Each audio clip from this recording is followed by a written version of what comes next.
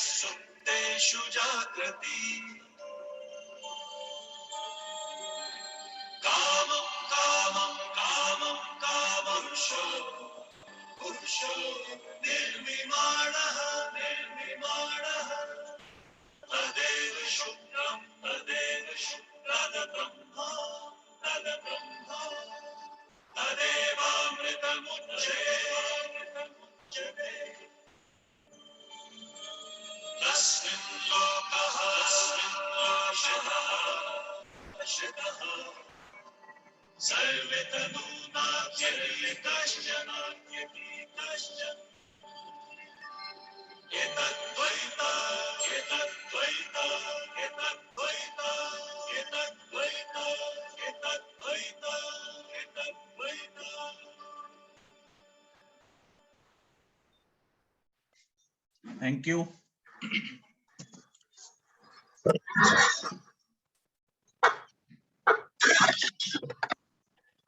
It's a wonderful and great opportunity once again after a long gap to introduce CA Sidharth Jain. He in fact stopped giving lectures on study circles. After a long gap, he has again joined and again started speaking on various platforms. So that is why I'm saying that it's a great opportunity to introduce him once again. So he's graduated from SRCC Delhi University and later qualified his chartered accountancy in 2001. He was placed on merit list of rankers both in intermediate as well as final exam. He's a law graduate from Delhi University as well and is specializing in direct tax and regular faculty with ICAI and other professional bodies.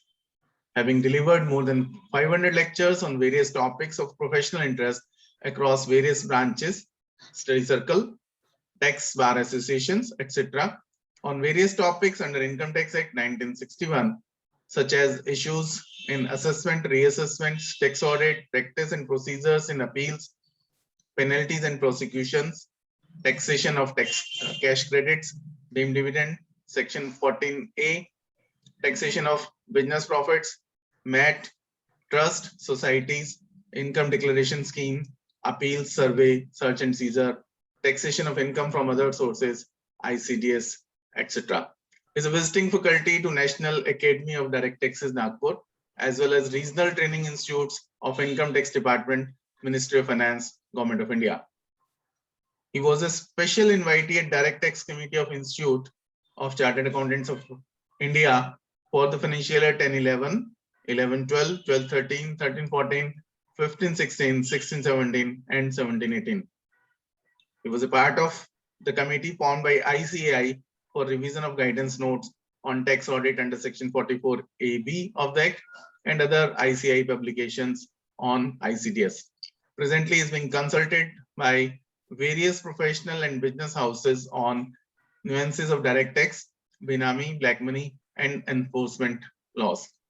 Friends, he's a wonderful speaker. I know we have been inviting him on a number of occasions. We invited him on a number of topics when we used to have our professional seminars. Seminars means physical seminars. And this time he is available with us on virtual mode. And today topic we have kept is tax audits. I know many of us have already started doing conducting tax audits.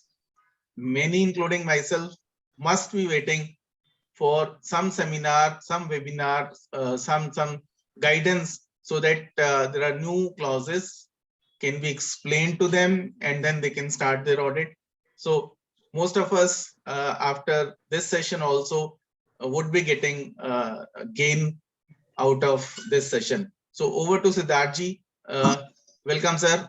Thank you very much. Thank you, Satish. Very warm and a very bright Sunday afternoon to all the participants.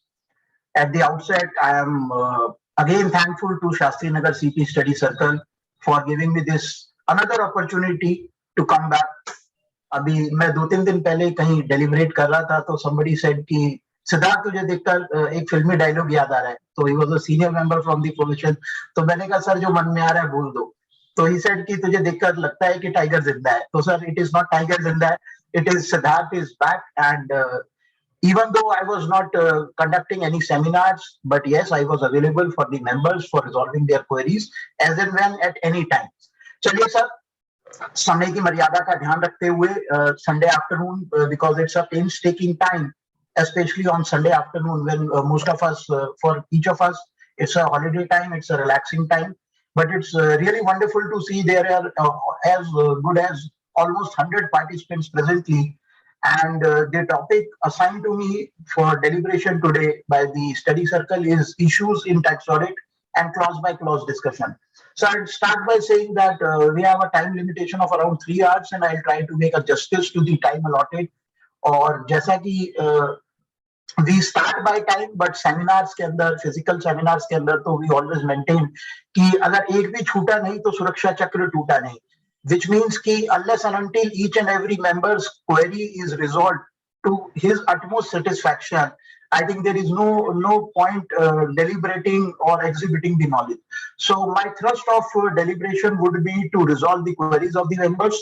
I have already requested Satish Goyalji, who is like an elder brother to me, that as and when there is any query from any member, please raise your hand and Satish ji will unmute that member of the team will unmute that member so that we can resolve the query then and there itself. So we can do both ways. If somebody wants to come with video and audio, we can do that. And otherwise, they can put the queries in Q&A portion. We'll handle that query. Okay. So, sir, there is a big PPT. Generally, I prepare the PPT, but I don't deliberate on the PPT during the course of my session because it is my way of deliberating and I don't want to restrict my deliberations to what is there in the PPT. PPT बहुत elaborate है sir, बहुत critical issues है, बहुत burning issues है. This PPT is not made by me, it is made by each member, each participant. There is no patent, no copyright, no trademark. You can use it for your in-house discussions, for discussions with the client also. But जब भी आप इसको इस्तेमाल करें तो जो disclaimer है वो client को भी जरूर पढ़ाइएगा और खुद भी जरूर पढ़िएगा. So the PPT in the due course will reach each of the participants. Satish ji, I'll share it with you and you can onwardly share it with the participants. So coming back straight to the, the issues. Let me start by saying, sir, the tax audit is an exclusive domain of we, the chartered accountants. And the provisions were inserted way back in 1984 by Finance Act 1984. Prior to that, the senior participants would remember that prior to 1989, all the income tax returns which would have been filed, they would get picked up for scrutiny. So it would be a very cumbersome job on the part of the assessing officer in those days to call for and examine the books of accounts of each assessee. And therefore, to assist the income tax department, the assessing officers, the department inserted the provisions of section 44AB on the statute. And since then, these provisions have undergone some changes time and again. But the thrust of the argument and the thrust of the submission remains that the tax audit is exclusive domain of the chartered accountants. Now, there is another legal profession, and prior to 1984, we still know that even today, not many advocates and tax practitioners are there other than chartered accountants who file the income tax returns and who give consultation to their clients on direct tax matters. So once the tax audit was reserved exclusively for the domain of chartered accountants, sir, what happened that there was heat, there was burnt, or is heat ko jab sir feel kiya gaya. So what happened? There were multiple litigations before various high courts. Fortunately, the Honorable Supreme Court in a celebrated judgment, T.D. Venkata Rao versus Union of India. In that case, the Honorable Supreme Court went on to the extent of saying that we, the chartered accountants, by nature of our training, by virtue of our expert knowledge, vis-a-vis the auditing, vis-a-vis the books of accounts, vis-a-vis the accounting standards, are only capable to conduct tax audit. And therefore, the constitutional challenge to the provisions of 44AB vis-a-vis giving this opportunity to chartered accountants was upheld in our favor. Now, this was the brief background and the legislative intention as to why the provisions of Section 44AB were inserted and what is the journey so far. Before I dwell upon and go further, I will be failing in my duty if I don't discuss some of the recent amendments which have been placidly inserted and notified by CBDT notification number 28 of 2021. 28 of 2021 dated 1st April 2021. तो sir अब इस notification में क्या कहा गया है? इस notification में sir we all know that I will pose a question to the house whether a chartered accountant can revise his tax audit report. Prior to this notification, Satish ji, what would happen is that whenever a chartered accountant, a member, would intend to revise his tax audit report, he could only revise it in accordance with the extent guidelines prescribed by the CA Institute, as well as on account of certain developments or account of certain, changes in law or changes in practice or something else. But there has to be a substantial cause, because otherwise it would have been very difficult for the member to explain what was the need for revision of the tax audit report. Maybe one of the reason could be, restatement of the financial statements before, after the AGM was, concluded, and AGM said that in the AGM it was found out that there were discrepancies in the financial statements, and on account of those limited revisions, perhaps tax audit report could have been revised. But now, by virtue of notification 28 of 2021, sir, first amendment has been made to Rule 6 capital G by insertion of subsection 3, which says that the report of an audit furnished by the chartered accountant by an assessee under this rule may be revised by whom? By the person getting revised report of audit. Means assessee, not the chartered accountant, not the tax auditor. From an accountant, obviously the accountant who has furnished the original tax audit report, duly verified and signed by such accountant, and furnish it before the end of the relevant assessment year for which the report pertains to, provided there is payment of the nature referred to in section 40 or 43 capital B, which has been made after the date of furnishing of original tax audit report, but before the due date of filing the income tax return as per section 139 subsection 1, and as a result of which the disallowance computation is necessitated. So sir, आसान शब्दों में समझते हैं कि क्या और किन परिस्थितियों के तहत अब इस टैक्स ऑडिट रिपोर्ट को रिवाइज करने की एक पॉसिबिलिटी दे दी गई है.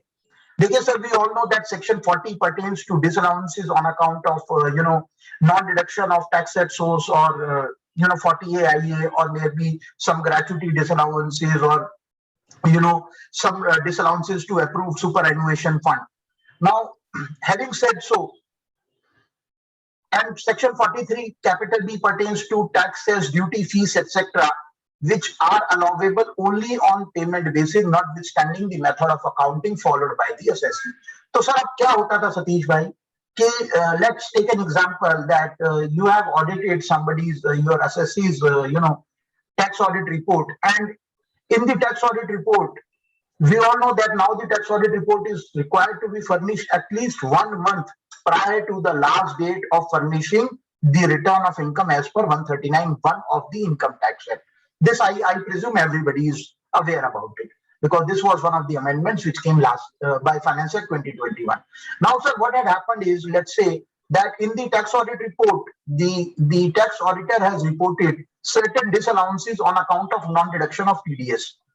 Let's say of 1 crore rupees, which is 1 crore rupees is the amount on which tax has not been deducted, and therefore 30%, which comes to 30 lakh under 40A has been reported as disallowance.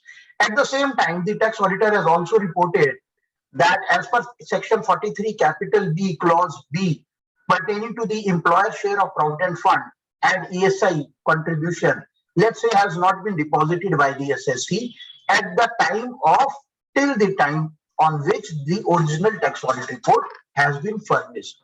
Now, once this tax audit report gets approved by the SSC, we all know the SSC furnishes it and the SSC approves it.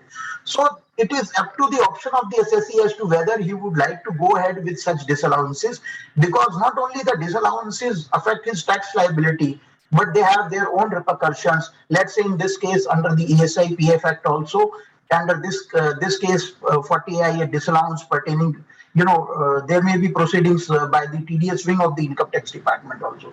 So let's say that the SSC, prior to his filing the return of income 139(1) date, he deposited the corresponding TDS as well as the employer contribution of PF and ESI. Now, the law is very clear that in case such payments have been deposited on or before the due date of filing the ITR, then there would not be any disallowance under section 40A IEA or 43 capital B. Everybody is aware about this, sir. तो sir क्या हुआ, tax auditor ने report कर दिया, tax auditor की tax audit report के base पर disallowance आ गया 40 आईए का और 43 कैपिटल बी का, और एसएससी ने वो पेमेंट एक्चुअली कर दी, and technically and practically there should not be have been any disallowance. But then, sir, what used to happen that the CPC till now, CPC Mangaluru, while processing the return of income of the SSC under 143 subsection 1 clause A, subclause 4 or 5 perhaps, they would propose an automatic adjustment. Why? Because under 143.1 clause A, subclause 4 or 5, it has been stated that where any disallowance or disallowances or additions have been proposed in a report of audit furnished by an accountant, and such have not been made in the income tax return, they would be deemed to have been made an adjustment to that extent. So, sir, these notices start coming for a lot of us, and they have actually become a nuisance value. The client would come to us, he would always say, Jain साहब ये क्या हो गया, आपकी audit report की वजह से मुझे तो ये टैक्स लायबिलिटी देना पड़ रहा है, and that I have actually deposited these amount, so practically मेरे लिए तो सर ये प्रॉब्लम है. And then we would also as a tax practitioner realise that almost 20 to 25% of our office time, so far as the direct tax compliance is concerned, would be utilized, would be wasted in making 154 applications. We will file 154 applications, they would get rejected. We will say that there is a mistake apparent on record. CPC Bangalore would say there is no mistake apparent on record because your tax auditor has qualified these payments. And then, obviously, having frustrated the 154 route, rectification route, we would have preferred an appeal before the CIT appeal. So unnecessarily, the assessee on one hand, the tax auditor on the other hand, the tax consultant who is looking after the taxation affairs of the assessee on the third hand, and the department on the fourth hand, they were all messed up in unwanted litigations. So now, by virtue of this amendment, what has been provided is कि अगर assessee ने section 40 या 43 capital B की payments on और before the due date of filing income tax return जमा करा दी है, deposit कर दिया है टैक्सेस और पेमेंट्स को, टैक्सेस, ड्यूटी फी एक्सेट्रा को, so notwithstanding the fact that these have been disallowed or proposed to have been disallowed or qualified in the tax audit report, original tax audit report by the tax auditor, the assessee has been given an option to obtain a revised tax audit report from the same chartered accountant who has furnished the original tax audit report at any time before the end of the relevant assessment year to which the tax audit report pertains to. So, chaliye sir, in the same example which I took, let's say there was a disallowance of 40 IEA 30 lakh and 43 capital B clause B 10 lakh. So this 40 lakh was qualified in the tax audit report. The SSC has deposited these before 139(1) date. So on account of these new provisions of Rule 6 capital G sub Rule 3, now if the SSC approaches us, we can very well furnish a tax audit report. Now another contention could be, Satish ji, from the institute's perspective as to whether a fresh UDI number would be required to be taken or not in case a revised tax audit report is being filed.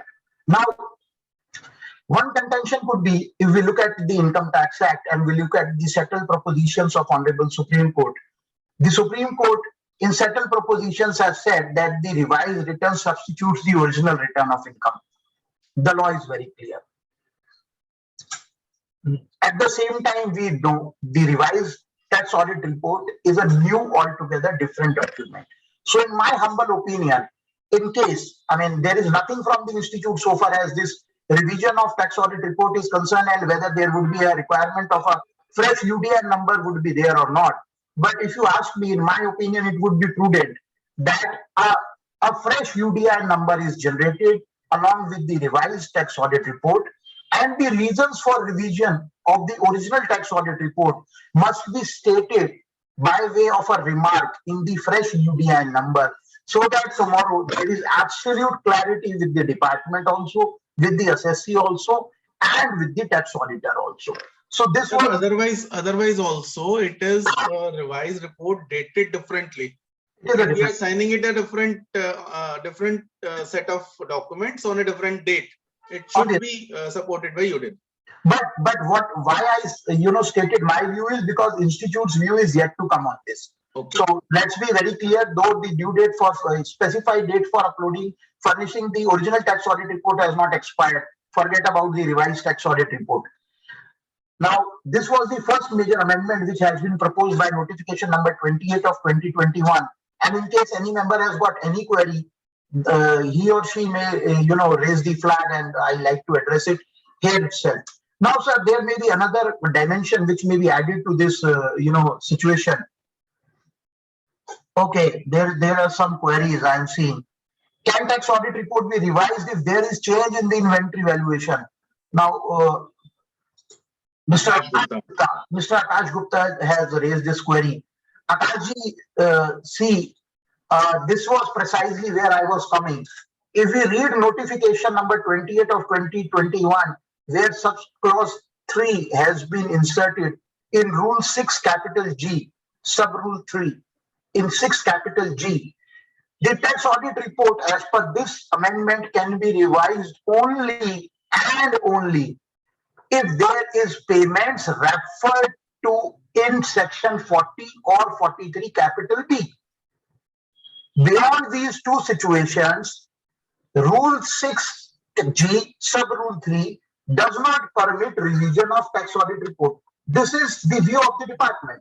But since your query pertains to a different dimension, we need to look into the necessitation of the change in the inventory valuation.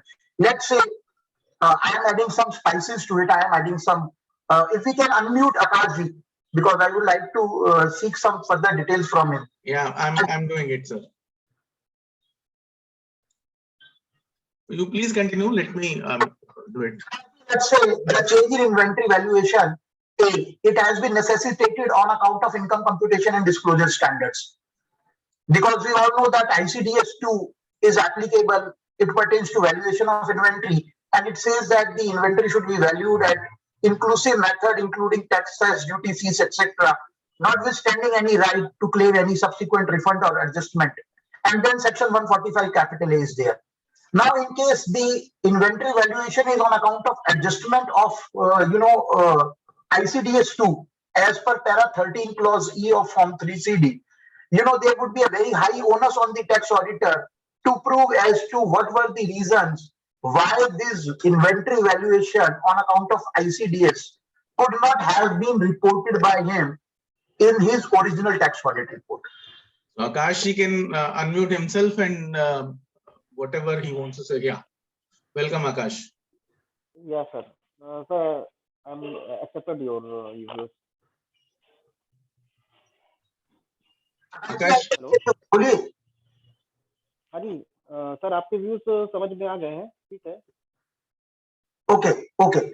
Now let us take another example about this. Let's say my assessee is into the manufacturing of pharmaceutical medicines, and we all know that pharmaceutical medicines, they come in lot and they have got their expiry date. So let's say that I conducted the original tax audit report, and post the original tax, the statutory audit and furnishing the original tax audit report, when the accounts were laid before the AGM, at that time there were certain verifications and there were certain objections from some of the shareholders who intended to examine the valuation of inventory vis-a-vis the discarding and vis-a-vis the obsolescence and expiration date. As a result of such, expression of dissatisfaction by some shareholders, the management undertook revaluation of the inventory. And as a result of revaluation of the inventory, the annual accounts are being restated and they are being revised in accordance with the standards of auditing issued by the ICI. So in this case, obviously, notwithstanding that what Rule 6 capital G sub Rule 3 says, in my humble opinion, even prior to this 6 capital G sub Rule 3, the tax auditor was very right in case he has revised the tax audit report, provided he expresses in detail the reasons for revision of tax audit report.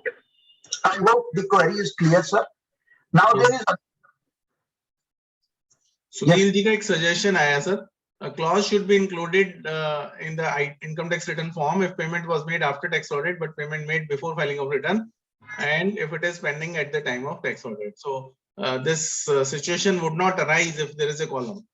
It's a very nice suggestion, sir. It's a very welcome suggestion, and I think we can forward it to the institute, also to the direct tax committee in the pre-budget, to be included in the pre-budget memorandum to be sent to the department, so that there is no necessitation for a revised tax audit report. Yes. Because revised tax audit report जैसे ही जाता है तो वो we all know it is a sheer wastage of time and of resources also. Hardly a client would pay for a revised tax audit report. Yes, payment would not also be coming. So let's be practical, sir. It's a very, very welcome suggestion and a very nice suggestion. And I have noted it down specifically. I'll forward it from my side also. And I've requested to send it from your side also to the direct tax committee so that it can be sent to the Mantralaya. चलिए sir, आगे चलते हैं. There is another amendment, and these amendments are being made to form 3CD. Now, what are these amendments by notification 28 of 2021? A new clause 8 capital A has been inserted, which requires a tax auditor to state as to whether the assessee has opted for taxation under section 115B capital A, oblique 115B double A, oblique BAB, oblique BAC, oblique 115BAD bad. अब sir ये section क्या है? ऐसा लगता है कि BA, शायद CA लिखना चाहते हो तो बीए लिख दिया. Anyway, almost 5 sections have been referred in this new clause which has been inserted. At the outset, I would say that perhaps by inserting this clause, the department wants the tax auditor to have his hands onto the computation of total income of the assessee also. It would be very difficult, sir, Satish ji, where the tax auditor is not the one who is preparing the computation of the assessee to report in this clause. In those cases where the tax auditor happens to be the counsel who is preparing the income tax return of the auditee, there should not be any problem vis-a-vis reporting under this clause is concerned. But where the tax auditor and the person preparing the income tax return of the assessee are different, it would be very problematic for the tax auditor to express an opinion as to whether the assessee has opted for taxation under these sections. Now, sir, what are these sections? We all know section 115BA was inserted by Finance Act 2017, which provided that in case of a domestic company, the rate of taxation would be 25% plus applicable surcharge and cess, provided that there are no deductions claimed under Part C of Chapter 6A, except on account of certain incomes, except Section 80JJAA, and some brought forward losses are not being claimed. Further, it was provided that once an option has been exercised by an assessee under this section, this option has to be exercised in a specified form on or before the due date of filing return under Section 139(1). And once an option has been exercised, this option cannot be withdrawn. अब sir इसमें क्या हुआ? इस section के अंदर, we all know in case of domestic companies, the rate of tax was 30%, so it was a welcome section. 25% आ गया, तो obviously 5% का benefit हुआ, and almost all the companies whose accounts were required to be tax audited, they had opted for this section and for taxation under this section in case it was favorable to them. Because otherwise, if they were claiming deductions under Chapter 6A Part C on account of incomes, let's say 80IC, 80IE, so perhaps they would have been, paying taxes under MAT. So everybody evaluated their pros and cons and accordingly exercised an option under 115B capital A. Then, sir, we all know that section 115B AA and BAB, they were inserted by Finance Act 2020 last year. This is Act from 1/4/2020. Now, what did these sections provided?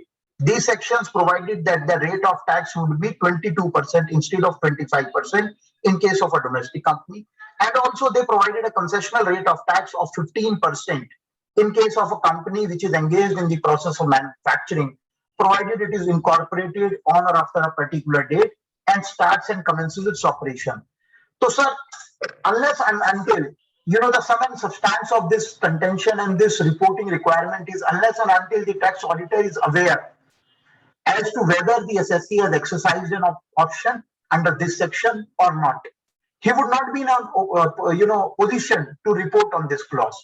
One of the from the institute's perspective, as in when whenever there has been any amendment in Form 3CD, some things have come either way of a guidance note or by way of an addendum to the guidance note on tax audit. Unfortunately, almost 8-9 months have gone by. The institute is silent. This being an election year, I don't want to make out any comment, but perhaps the institute has omitted that some kind of a declaration, some kind of an assistance, some kind of a guidance must have come from the committee for the benefit of members. चलिए sir, अब क्योंकि section 115 BAA जब last year आया और BAB आया, तो we all know कि concessional rates के लिए असेसीज ने ऑप्ट इन कर लिया था. So as a tax auditor, what we can ask from the assessee is the copies of the relevant forms furnished by the assessee for exercising an option under section BAA or BA, as the case may be, because section 115 BA is an old section, 25% rate of tax. And in case the assessee had made out an option under that section, 115 BA has provided that such an option would be valid even for the purpose of section 115 BAA and BAB also. So we can take the copies of such forms filed by the assessee in the earlier years, and based on it, we can ask the assessee specifically as to whether the assessee would like to continue with these sections or not. In case the assessee expresses an opinion in written that he would want to opt out of these sections, please keep it as part and parcel of your working papers for the purpose of tax audit, and thereafter we can report accordingly as to whether the assessee has exercised an option, yes or no, and in case yes, under which section. So, sir, this is the second amendment of notification 28 of 2021, which is the first amendment to Form 3CD. Another amendment has been made to clause number 17. We all know clause number 17 of tax audit report pertains to the requirement as to where any land or building or both is transferred for a value which is less than the notified circle rate assessed, adopted or accessible by any authority of a state government referred under section 43 capital C capital A और 50 capital C. अब वहां पर sir हमको क्या देना पड़ता था कि अगर प्रॉपर्टी सेल की है असेसी ने, लेट्स से असेसी ने सेल की, तो detail of the property, consideration received और रिसीवेबल और accrued and the circle rate. पहले ये तीन चीजें देते थे सतीश भाई, हम लोग तीन चीजें देते थे. अब एक और रिक्वायरमेंट आ गई है sir. The latest requirement is as to whether the provisions of second proviso to subsection 1 of 43C capital A or fourth proviso of section 56 to 10 is applicable, yes or no. अब sir ये क्या bouncer ball डाल दी? कोई भी bouncer ball नहीं है sir. थोड़ा सा सेक्शन टेक्निकल है, लैंग्वेज बड़ी सिंपल है. आसान और सरल शब्दों में सर हम सबको पता है कि एक एल्बो रूम दिया गया था कि अगर सर्कल रेट और रजिस्ट्री की वैल्यू में 5% का डिफरेंस हो, तो हम उसको 50 कैपिटल सी में डीम्ड सेल कंसिडरेशन नहीं मानेंगे। अगर उसके बाद उसको सब्स्टिट्यूट किया गया 5% को 10% से, कि अगर 10% का भी एल्बो रूम हो तो we will not consider it adversely. और उसके बाद कोविड टाइम के अंदर, क्योंकि स्टेट गवर्नमेंट्स की जो रेवेन्यू रिसीव थी प्रॉपर्टी की रजिस्ट्रेशन से वो रिड्यूस हो रही थी, तो इस एल्बो रूम को 20% कर दिया गया। तो सर ये जो भी फोर्थ क्लॉज के अंदर लिखा गया है, ये सिर्फ और सिर्फ एल्बो रूम है 20% वाला। और in case the elbow room is there up to 20%, and in case you find out that the value of the property is falling within the elbow room, within the permissible limits, plus of minus 20% of the circle rate, then you have to state yes or no. But here I would like to pose a question. Let us say Satish ji, Satish भाई बड़ा important सा सवाल है, मुझे पता है आपका एक बहुत जरूरी फोन आ रहा है और आपने अभी फोन पे भी कहा है कि एक बार ऑफ स्क्रीन हो जाता हूँ फिर बात करता हूँ. The relevant question here is, let's say we are auditing the books of accounts of an individual assessee. In his books of accounts, we know that the assessee has sold an immovable property during the year. That we know in our personal capacity as a friend or a counsel to the assessee. But in the books of accounts which are subject matter of tax audit, there is no property, there is no investment in property. The sale consideration has been received, but it is on account of capital. It is credited in the capital account. So my query is whether under such circumstance, is it a duty of the tax auditor to report on this clause when the property which has been sold at a value which is less than 50 capital C? Companies के case में बात नहीं करता क्योंकि companies में तो capital asset stock in trade 43 CA में सामने खड़ा होता है, पार्टनरशिप फर्म्स की भी बात नहीं करता. But I'm specifically talking about individuals and HUF where they hold their assets in their personal statement of affairs but not in the balance sheets of the business concern. So what should we do? Is it required, is it duty of the tax auditor that despite knowing the fact and considering that there is nothing in the tax audit, in the books of accounts pertaining to this transaction to report here or not? My opinion is there is no requirement. And Mr. Sanyam Jain has also said there is no requirement to report because the guidance note on tax audit issued by the ICI and the issues on tax audit also states that what is required to be reported is based on the books of accounts examined and not beyond that. So let's move forward.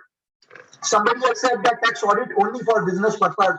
I'll come to it, sir, that while we are, expressing an opinion for the purpose of computation of income under the PGBP, how the department intends to, capture this information, not only for PGBP, but also JELSA for other purposes also. In my subsequent deliberations, I'll come to it. Then, sir, there are certain adjustments. The next amendments, they pertains to certain adjustments which are required to be made to the value of intangible assets. We all know that goodwill has been de-recognized as an intangible, capital asset. As a result of declassification of goodwill as an intangible capital asset, the depreciation which has been hyphed to claim has to be de-recognized, and this asset has to be taken out of the block of capital asset vis-a-vis the goodwill is concerned. So this is only a one-time adjustment applicable for assessment year 2021, and accordingly, small adjustments, small reporting requirements have been, added under clause 18. That is particulars pertaining to depreciation at one or two places. चलिए sir, और last amendment जो notification 28 of 2021 ने दी है, that is omission of clause number 36. We all know clause number 36 of form 3CD pertain to distributed dividend distribution tax distributed or distributable on the dividends 115 OPQR. We all know that in the new regime, in the present regime, after assessment year 2020, 21-22, all the dividends have been made taxable on or after AY 21-22. All the dividends have been made taxable. Therefore, section 14A is also gone to the extent of dividend income is concerned. And at the same time, there is no requirement of dividend distribution tax because अब सतीश जी क्या है, धारा 194 के तहत अपने को TDS काटना है डिविडेंड की पेमेंट पर 5,000 से ऊपर. And the best beautiful part which has come only 15-20 days ago, where the annual information statements have already started reflecting the amount of dividend which has been received by the assessee, whether or not any TDS has been deducted. So these were some of the recent amendments which are very notable amendments which have been made to Form 3CD. Satish भाई ने मुझे specifically कहा था कि sir एक बार इनको बड़ा detail में कर देना, क्योंकि अगर ये छूट गई तो छूट ही जाएंगी, क्योंकि जो ओमिट हो गया वो पता ही नहीं लग पाएगा कि क्या ओमिट कर दिया. और मेरे जैसे बहुत सारे हैं सर जिन्होंने ये सेक्शन ही नहीं पढ़े और सोच रहे हैं जब कोई सेमिनार होगी वेबिनार होगी समझ लेंगे, फिर उसके बाद टैक्स ऑडिट शुरू करेंगे. चलिए सर, अब आते हैं sir spice of the day. Section 44AB, result is interplay of Section 44AD. What is the interplay? What is the requirement? We all are aware कि पहले जो लिमिट थी कैश रिसिप्ट्स की, कैश पेमेंट्स की, दोनों को एग्रीगेट किया जाता था बिजनेस एसएससी के केस में as per 44AB. You know 44AB has got 5 clauses which says, clause A says every person carrying on business shall, if his total sale, turnover or gross receipts as the case may be in business exceed or exceeds ₹1 crore, उसके बाद एक proviso डाला गया sir. Provided that in case of a person whose aggregate of all amounts received, including amounts received for sale, turnover or gross receipts during the previous year in cash, does not exceed 5% of the said amount, and means the second condition has also to be satisfied simultaneously. Aggregate of all payments including amount incurred for expenditure. कौन सा expenditure? Revenue या capital? या दोनों? दोनों sir, दोनों. There is a confusion. दोनों. During the previous year does not exceed 5% of the said payment. Then, for the purpose of clause A of section 43 capital A capital B, the aforesaid limit of 1 crore shall be taken as if for the word 1 crore, rupees 10 crore had been substituted on or after assessment year 2021-22. Amendment of the proviso made by Finance Act 2021 with effect from assessment year 2021-22. अभी sir कल tax audit के अंदर आकाश गुप्ता जी बिल्कुल sir इसी सवाल पर आ रहा था. मुझे लगता है कि या तो आपने मेरा कोई पुराना सेमिनार अटेंड कर लिया, या लगता है कि आप मेरे ही माइंडसेट के आदमी है, क्योंकि जो मैं चीज डिस्कस करना चाह रहा हूँ वो आपने पहले ही रीड आउट कर लिया. I am coming to it sir. Akash Gupta ji is asking, for the purpose of 44AD, turnover should include GST element or not. I'll come to it in detail, sir. GST को तो बहुत सारे लोगों ने Gabbar Singh tax भी कहा है, but let's keep it goods and service tax only, because that only will yield bread and butter to the profession and the professionals. So, sir, coming back to it, this limit of 5 crore which was there till assessment year 2021 has been increased to 10 crore rupees. There is a conjoint requirement that not only the cash receipts must be restricted or must not exceed 5% of the aggregate cash receipt, but the cash payment should not also exceed 5% of the total expenditure incurred, total payments made. अगर ये दोनों condition satisfied है तो क्या होगा sir, 5 crore की जगह 10 करोड़ तक भी अगर बिजनेस की रिसीट्स हैं एसएससी की, तो ऐसे एसएससी की टैक्स ऑडिट नहीं कर. बहुत बुरा हुआ. Small and medium size chartered accountant firms के लिए बहुत बुरा. क्यों हुआ, किस वजह से हुआ? पिछले लगभग 1 साल के अंदर ये हमारे हाथ से तीसरी चीज है सर जो गई है. पहली जीएसटी ऑडिट, दूसरी टैक्स ऑडिट जब 5 करोड़ से 10 करोड़, और तीसरी जो नाफरा में चल रहा है. Anyway, let's come to the topic again. So in case these conditions are cumulatively satisfied, let's say there is a company whose total turnover is 6 crore rupees. Out of total turnover of 6 crore rupees, the receipts in cash from debtors or cash sales is only 25 lakh. 25 lakh. And the company has made aggregate cash payments of rupees 40 lakh. तो sir tax audit होगी या नहीं होगी? बिल्कुल होगी sir, because tally conditions proviso, first proviso to 44AB clause A, it says aggregate receipt may cash receipt should not exceed 5%. So that is fulfilling. 6 crore ka 5% 30 lakh, aggregate cash receipt 24 lakh, which is 4%. But दूसरी condition, and the expenditure incurred by way of cash should not exceed 5% of such payment. अब 5% कितना हुआ? Let's say 6 crore turnover है, payments मान लीजिए sir 5 crore है, 5 करोड़ का 5% हुआ 25 लाख, और यहाँ 40 लाख रुपए कैश पे कर चुके. So in this case, the accounts would be required to be audited under section 44AB clause A. And it's my humble suggestion to the participants, to the members, that please, Satish ji, I think there is a raise of hand by someone. If we can unmute him. One of the attendee has raised the hand. अच्छा, ये सतीश जी का ही है? नहीं नहीं, मेरे ही है ये तो. ओके ओके, तो सर एक बीच में रेज हुआ था सर, मैं देख लेता हूँ एक बारी. सुनील कुमार जी का था. I've allowed him to talk. Sunil ji, if you have any query to be asked personally, please unmute yourself and ask. So sir, before I address the query of Sunil ji, I am coming back to where I was there, that in such like cases where we start the tax audit, please document as to in which clause you are conducting the tax audit and as to why this clause is applicable. Not only why this clause is applicable, but please keep yourself some document which can prove that you have acted bona fidely in accordance with the provisions of the law. Sunil ji is saying it was by mistake. You can continue. ठीक है. तो sir,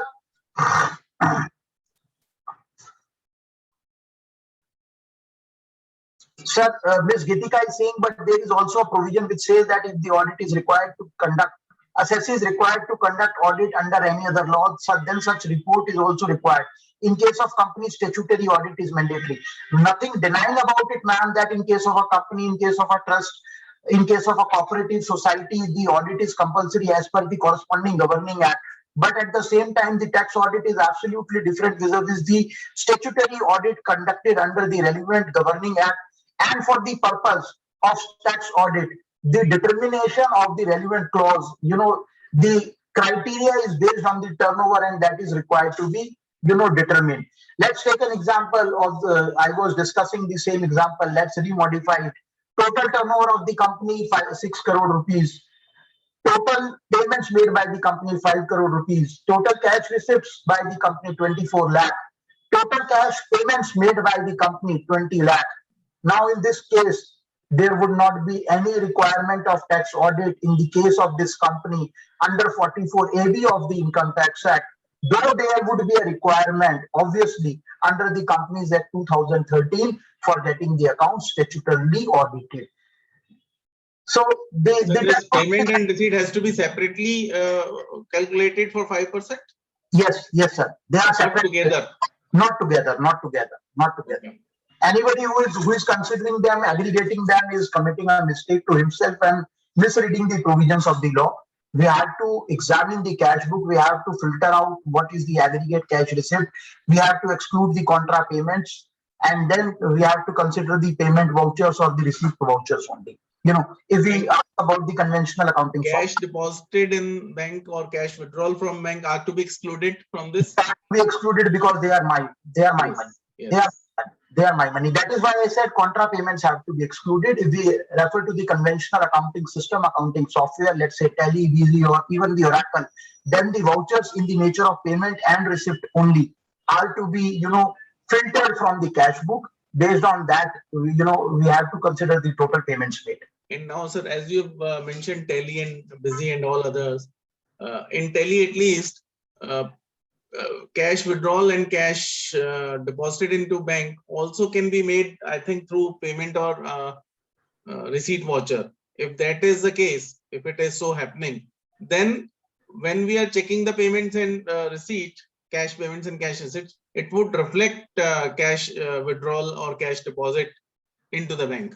Then it would be a mistake. I think let's take it in a different note, Satish bhai. that is somebody is committing a fundamental accounting mistake. You know, we have to only express, there are two kinds of reports we all know. In 3CA, we have to express an opinion about the correctness and completedness, true and correct view. We are not expressing true and fair view in 3CA. Why? Because the true and fair view has been expressed under the relevant statutory act where the audit has been conducted. But the responsibility, in my opinion, is higher on a tax audit.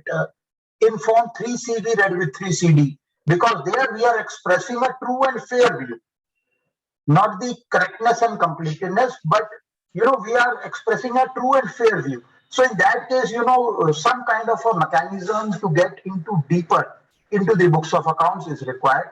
That all depends upon the vision, visibility, the time availability, the cost benefit analysis of the tax auditor, and but again, coming back where you said, in case somebody is committing inherent accounting mistakes, then what else a tax auditor would do?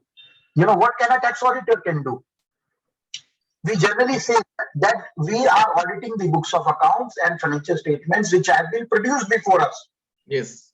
In practicality, the assessee expects us to prepare the balance sheet, P&L account, but if you refer to the main audit report, we say that we refer to the financial statements produced before us for expressing an opinion on true and fair.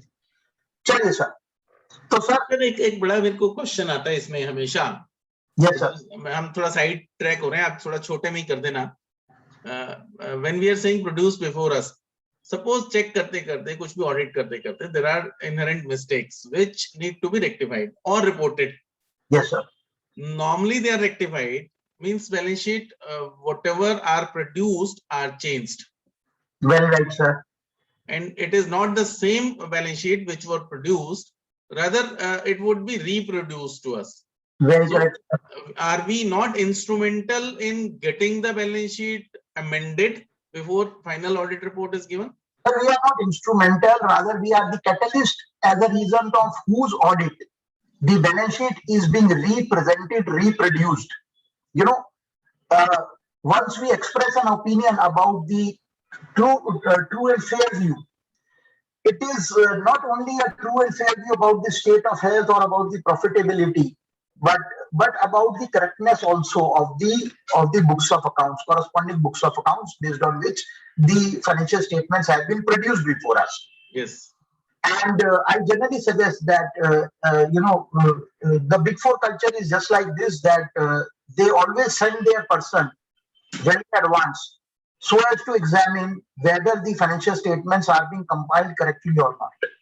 And once they are correctly compiled up, then only they are sent to the auditor, and then only, the other working starts.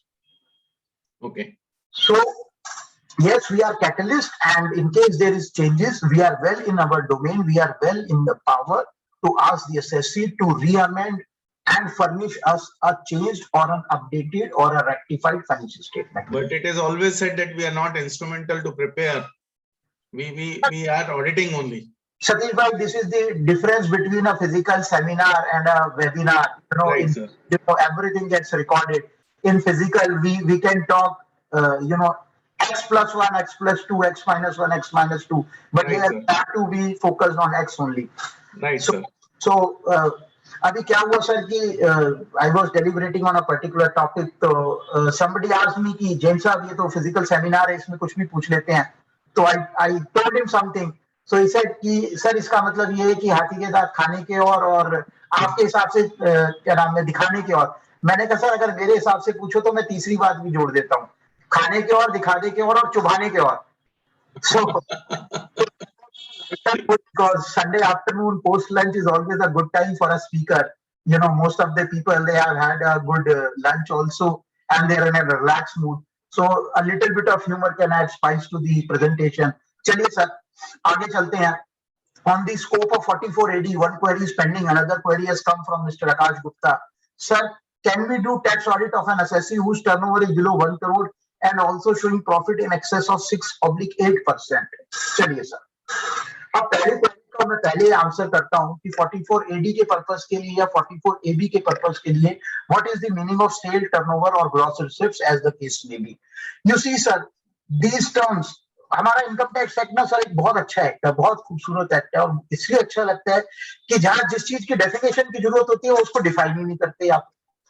दूसरा, अगर define करते हैं तो उसको इतने अच्छे तरीके से डिफाइन करते हैं कि उसको ओपन एंडेड छोड़ देते हैं। Unfortunately, the expression sale turnover and gross receipts have not been defined anywhere in the income tax act. Now, once the definition is not there, so what is the recourse? The recourse can be made to the general clauses act. But since we are chartered accountant, we have to refer to the accounting conventions, and based on the commercial parlance, commercial meaning of sale turnover and gross receipt, we have to proceed. Now, query generally comes as to whether the GST or the sale tax is part of the turnover or not.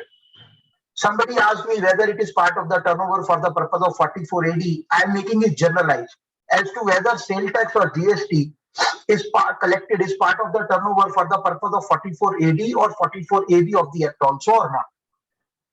So, sir, let's read the issues on tax audit, which was released by the Institute ICAI in 2004. And in that, a particular question pertains to this relevant aspect specifically, where the institute has clarified that where the GST or the sales tax, उस time GST नहीं था sir 2004 में, sale tax is included in the value of the turnover, which means where the SSC is preparing the books of accounts on an inclusive method of accounting, then for the purpose of determination of corresponding limits under 44 AB, the VAT would also get included. If the VAT or the GST is separately credited to the GST payable account and debited to the GST receivable account oblique input account, then in such like cases, when it is following exclusive system of accounting, only the sale is required to be considered for the purpose of determining the limits under 44 AB or 44 AD as the case may be. So clear, sir? Yes, sir. अगला सवाल लेते हैं sir. Sir, can we do tax audit of an assessee whose turnover is below 1 crore? And Akash is saying yes, clear. Okay, sir. Yes. Can we do a tax audit of an assessee whose turnover is below 1 crore and also showing profit in excess of 8%? Sir पहले तो ये बताइए कि आप इससे पहले आप इस क्वेश्चन का आंसर करें, I would request all other participants not to get this webinar hijacked by Akash Gupta only. Let us also raise queries and respond to the questions raised by Sidharth ji. आप इस query के बाद sir आकाश जी को थोड़ा सा जो है ना उनको रेस्ट्रिक्शन पे डाल दीजिए, उनको रेस्ट्रिक्शन पे नहीं डालेंगे sir. Restriction, I mean, it is not that he is asking so he's to be penalized, but let him ask queries. But my request to others also, let them also ask queries. It's keep the momentum interactive. Yeah. Akash, my first, if you can unmute Akash ji, I would like to hear. Okay, I'm doing that, sir. Akash ji, my first query to you is you can unmute yourself now.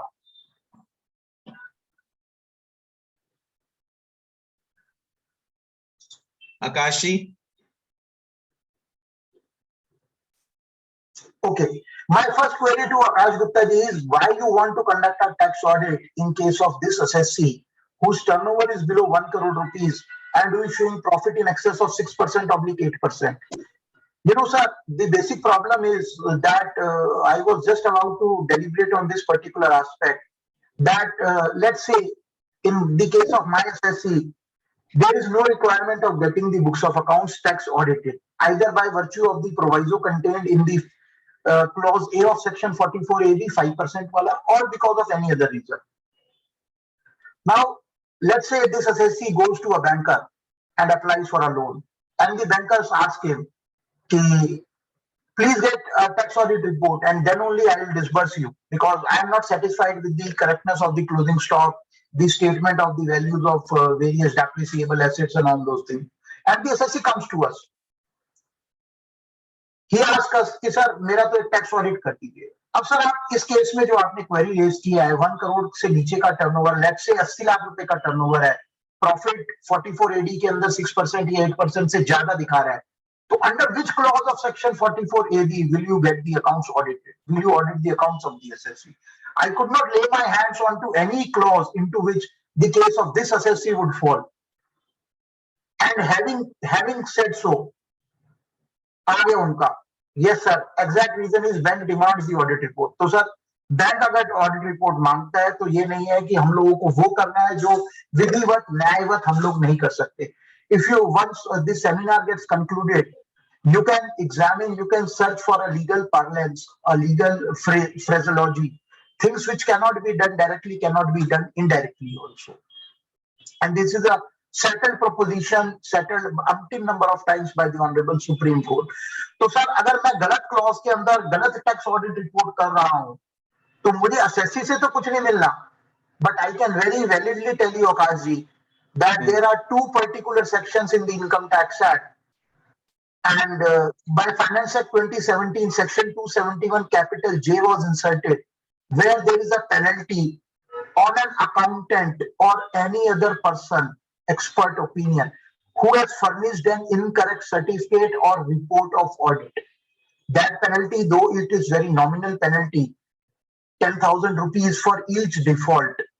And then there is a provision under Section 277 capital A of the Income Tax Act, which provides for prosecution for abatement of tax. तो sir हम चलेंगे भला करने assessee का, assessee से इतनी ज्यादा remuneration नहीं मिलनी जितना कि हम अपने आप को डैमेज कर जाएंगे. और secondly sir, let us be reminded, मैं जनरली अपनी पीपीटी जो है वो शेयर नहीं करता स्क्रीन के ऊपर, and I intend to keep myself away from the deliberation of the PPT. But just for a moment, and since you have raised this query, let me open my PPT and share with you one of the gravest things which I generally used to share in the physical seminars. ये second last slide है sir, and just a moment. Is the screen visible, sir? If you can unmute yourself, is the screen visible? No, sir, not visible. Okay, let me share it up again.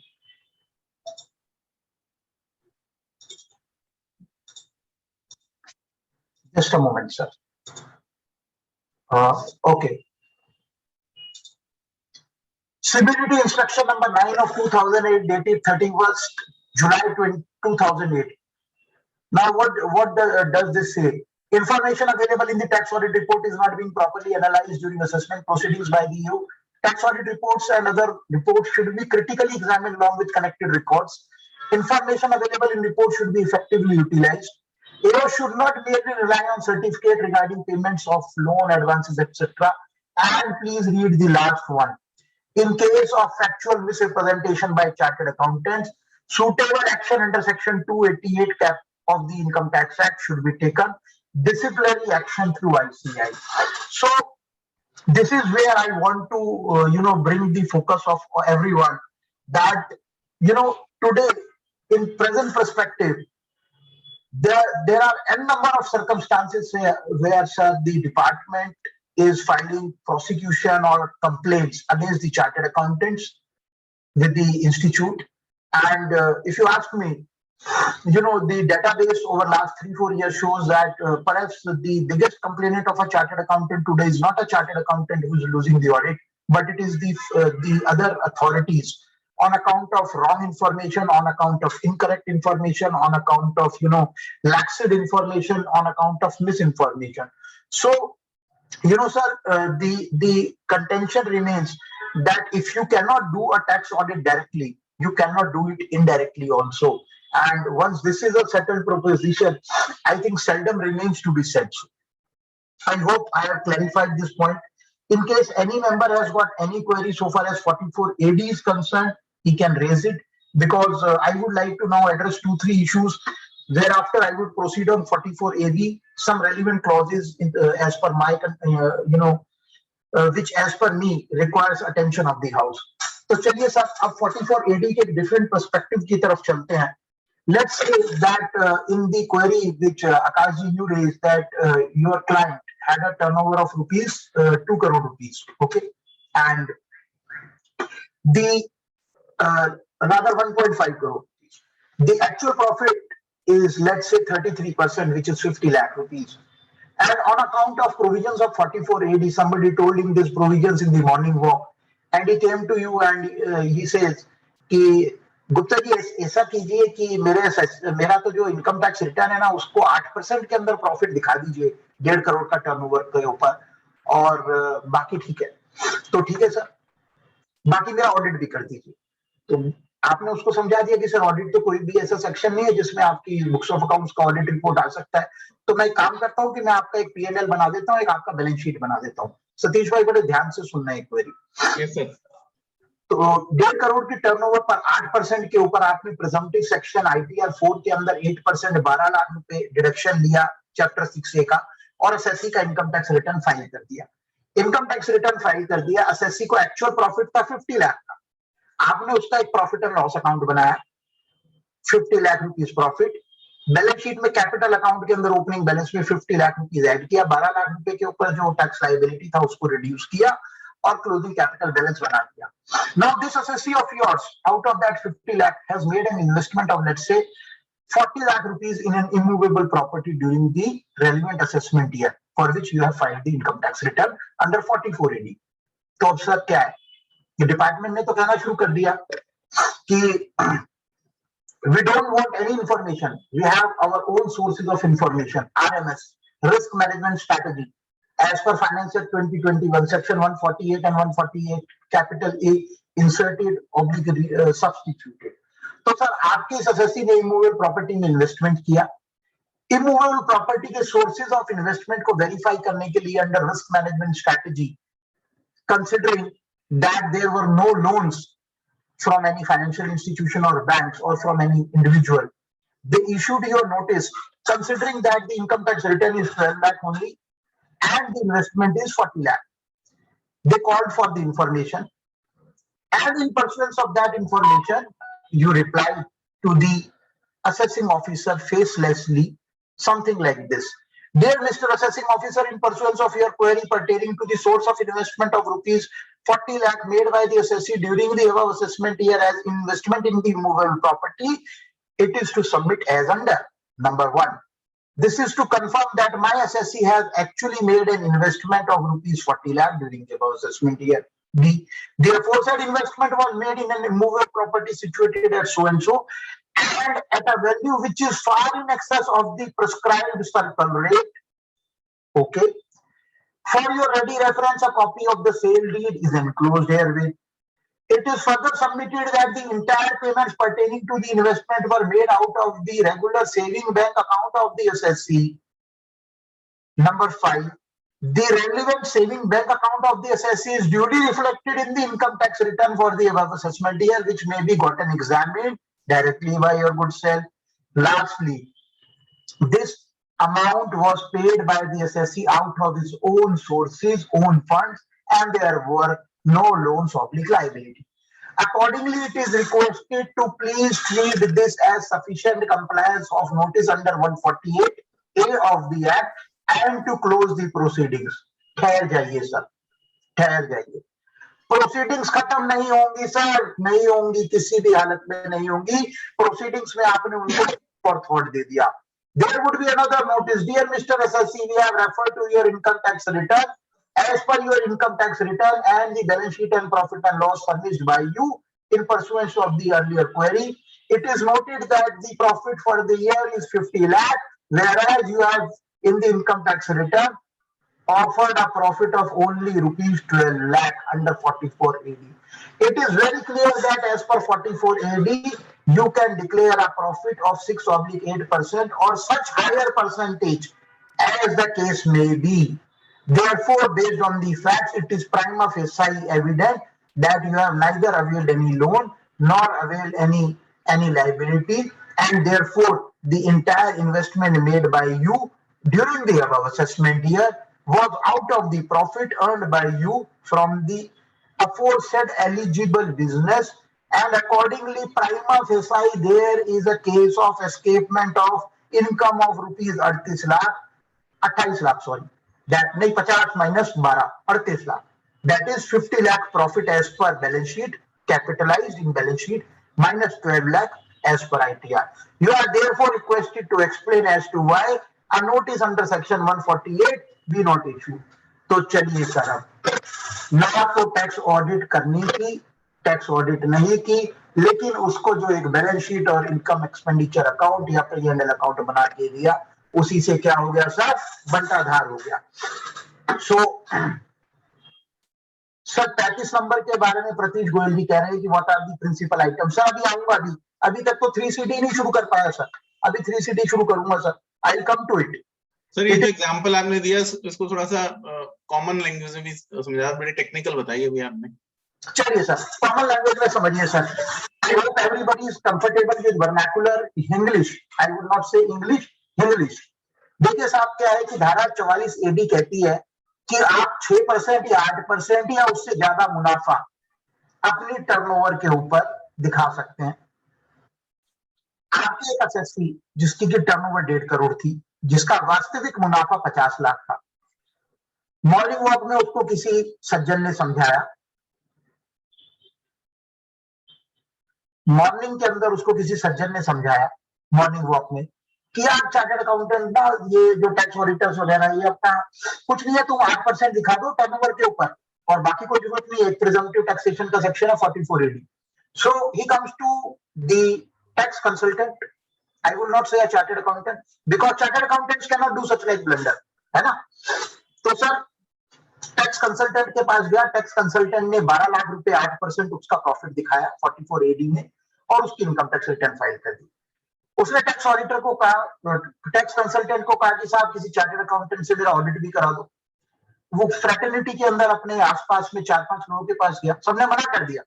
बोले you have declared a profit under 44 AD, you have not opted out of 44 AD, you are not governed by 44 AD subsection 4, therefore there cannot be any tax audit under 44 AD clause E. तो इसलिए साहब आपका tax audit नहीं हो सकता. चलिए sir, अब वो फिर से आया, बोला सर मेरा एक बैलेंस शीट और प्रॉफिट एंड लॉस बना के दीजिए. तो टैक्स कंसल्टेंट ने सर उसका एक प्रॉफिट एंड लॉस अकाउंट बनाया जिसमें total sale 1.5 crore, opening stock nil, closing stock nil, purchase की वैल्यू और एक्सपेंसेस को रिड्यूस करके प्रॉफिट दिखाया 50 lakh. Right, that is the issue. उसके कैपिटल अकाउंट में ले गया और उस एसएससी ने during the relevant assessment year एक इमूवेबल प्रॉपर्टी में 40 लाख रुपया इन्वेस्ट कर दिया without any loans. Now the department as per the risk management strategy, वो तो कहते हैं ना कि साहब हमको तो आपको इंफॉर्मेशन की जरूरत नहीं, इंफॉर्मेशन तो हमारे पास है, हम कंसल्ट करेंगे आपको. So they asked you that what is the source of this investment of rupees 50 lakh, 40 lakh, and you said that this is duly explained out of the regular bank account, which is duly reflected in the ITR. The property has been purchased at a value which is higher than the circle rate. The property has actually been purchased, and therefore there is nothing more which can be considered. Therefore, you are requested to close the inquiry. क्योंकि मेरा balance sheet और P&L account भी मैं साथ लगा रहा हूं. Chartered accountant कभी नहीं लगाएगा सर, उसको पता है, वो तो पहले रिटर्न से कंपेयर करेगा कि कैपिटलाइजेशन कितना है, सोर्सेज क्या है. अब सर क्या होगा, ये क्वेरी तो क्लोज हो जाएगी because investment has actually been made at a value which is higher than the circle rate value. But there would be another query from the faceless assessing officer under section 140 capital A, 148 capital A. 148 के notice से पहले नया section आ गया ना सतीश जी, जो कि एक opportunity दी जाएगी, कन्फ्रंट किया जाएगा. Either the information would be found satisfactory और a recourse to notice under 148 would be made. तो सर अब असेसिंग ऑफिसर क्या करेगा, वो कहेगा कि 148A का जो भी जो इश्यूज 148 के चल रहे थे, मैं आउट ऑफ द वे फिर पूछ रहा हूँ. सुप्रीम कोर्ट से तो वापस आ गया, अब दिल्ली हाई कोर्ट ने क्या किया sir? Sir Delhi high court के अंदर कंटिन्यूअसली 13-14 दिन का हियरिंग चला है, and it is the perception of the senior advocates that perhaps Delhi High Court is waiting and watching for the viewpoint of the Honorable Mumbai High Court, Bombay High Court. Okay. So, but still then शायद 27 से 28 तारीख के लिए listed है. Last announcement 12 या 13 तारीख को आनी थी, तो उन्होंने उसको 3-4 नया पिटीशंस फाइल हुआ and they posted it for 27th और 28th. Right sir. Okay, so again coming to the queries, अब उसमें क्या होगा सतीश जी कि कैपिटलाइजेशन आपके एसएससी ने किया 50 लाख का, एक्चुअल प्रॉफिट भी 50 लाख है क्योंकि वो बैंक में पार्क हो गया। इनकम टैक्स रिटर्न में प्रॉफिट डिक्लेयर किया 12 लाख, तो जो 38 लाख रुपए की स्टेटमेंट है इसका एक नोटिस आ जाएगा। तो sir, not only we have to be choosy as to where the tax audit is to be concerned, but especially in 44AD where tax audit is not being conducted, we have to ensure that what the client capitalizes is only the amount on which tax has been paid.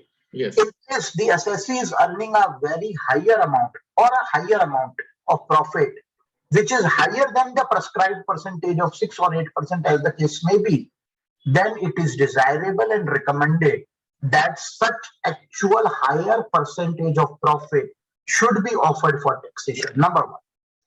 Number two, people interpret 44AD in a different manner. If you ask me what is an eligible business, as per my understanding, every business is an eligible business except to the extent which have been specifically excluded out of the said section.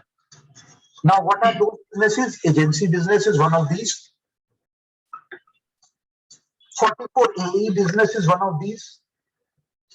And the business where the turnover or gross receipts exceed 2 crore is also not an eligible business. Who is an eligible SSC? Individual HUI, partnership firm, etc. Not being an LLP is an eligible SSC. Who is not claiming deduction as per Part C of Chapter 6A, income based deduction.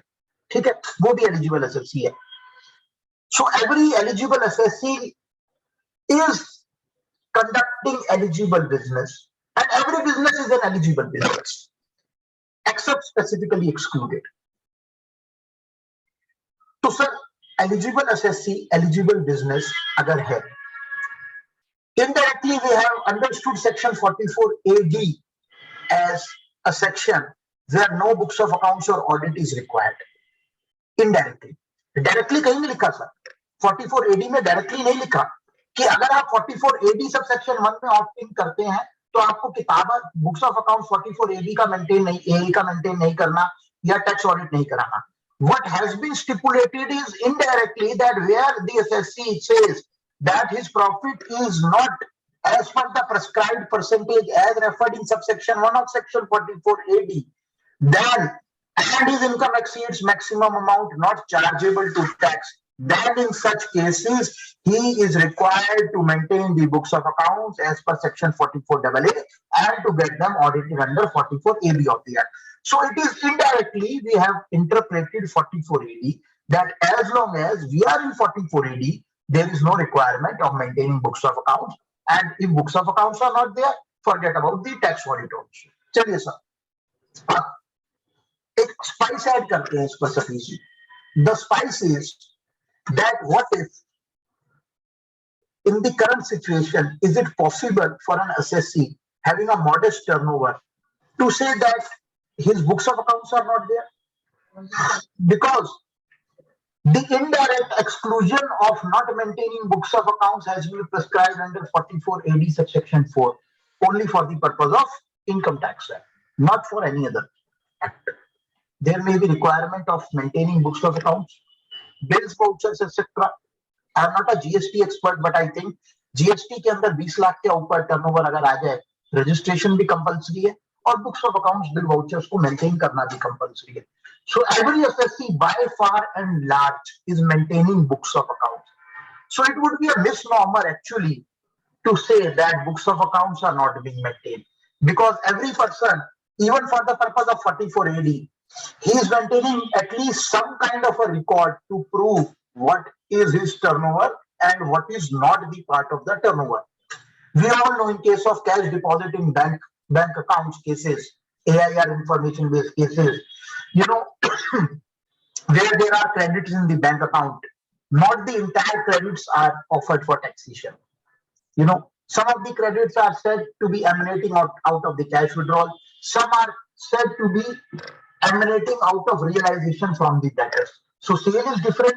Sale is bifurcated into two parts: cash sale, which is deposited into the bank account, and receipts through banking channel from the debtors. Again, deposited into the bank accounts. So the summary is that for the purpose of 44 AD, sir, in practicality, every assessee is maintaining some books of accounts. He has got some memorandum records. Though there is an indirect exclusion as per the Income Tax Act, there is no such exclusion under any other fiscal law. So these were the 2 points I wanted to share with the House so far as 44 AD is concerned. Interplay as per my perspective is complete. I would just like to take one last example and then I'll come to some of the relevant clauses, and there are some 2-3 queries from the members also. The last example, sir, which I would like to take here is about section 44A(b) tax audit section, clause E. Now, what does this say? It says that where the assessee is carrying on the business shall, if the provisions of subsection 4 of section 44 AD are applicable in his case, and his income exceeds maximum amount not chargeable to tax, then the assessee shall get his accounts audited. चलिए sir, अब एक example लेकर समझते हैं इसको सरल भाषा में. Let us say that the turnover of the assessee is 1 crore rupees. Assessee comes to you. He says, I am trading in grains. I am trading in agricultural produce. My turnover is only 1 crore rupees. And the net profit or even the gross profit margins are very low. Let's say 1%. So on a turnover of 1 crore rupees, my gross profit, forget about net profit, is 1%. Now in this case, my question to the House is whether the assessee's books of accounts would be required to be tax audited or not. Ji Satish bhai. No. Yes, you are correct, sir. Because even though he has opted out, he is an assessee as per 44 AD subsection 4 of the Income Tax Act. The other condition that his income should exceed a maximum amount not chargeable to tax is not fulfilling, and therefore, even considering the fact that he has opted out of 44 AD,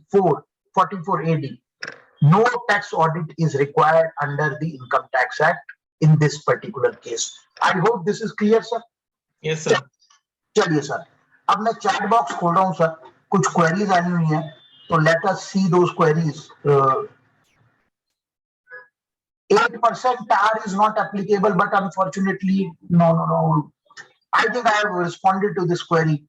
Mr. Sivaram Vishwanathan is asking that 8% tax audit report is not applicable, but for assessee below 1 crore and with net profit more than 8%, tax audit report is not applicable. But unfortunately, the banker is insisting for tax audit report. What solution?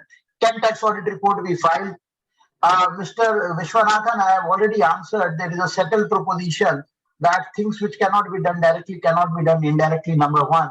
Number two, I again pose a question to you and to the entire House, that where the provisions of the Act itself are clear that there is not, the tax audit cannot be conducted, under which clause would you conduct a tax audit?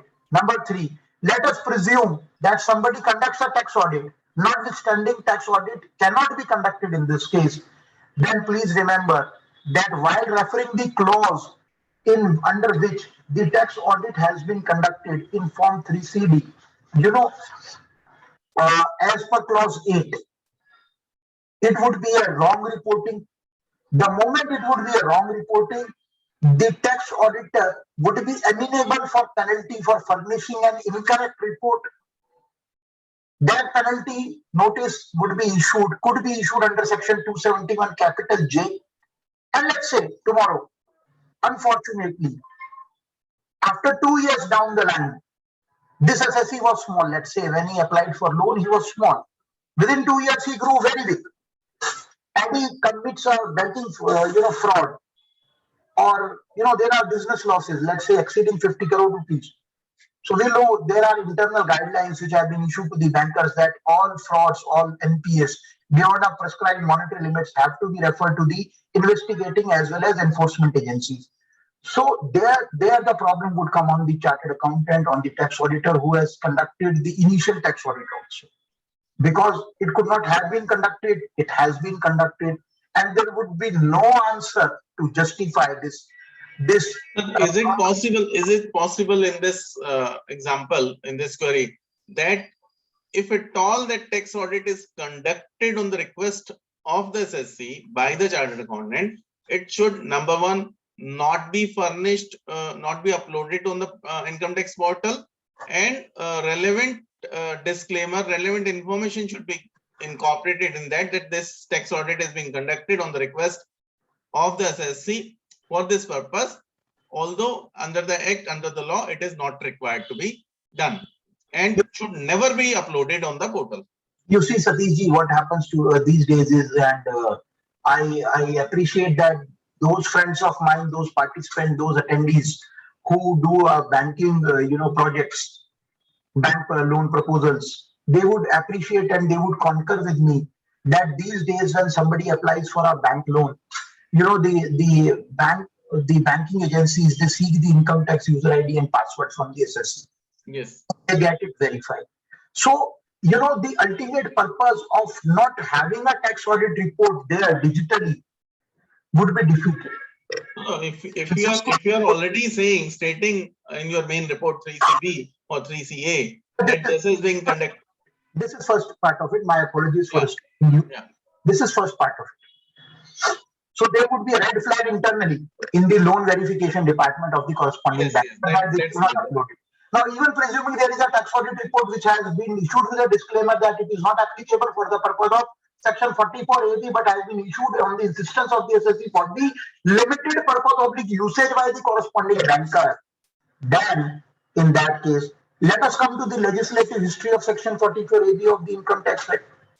For whose purpose it has been meant?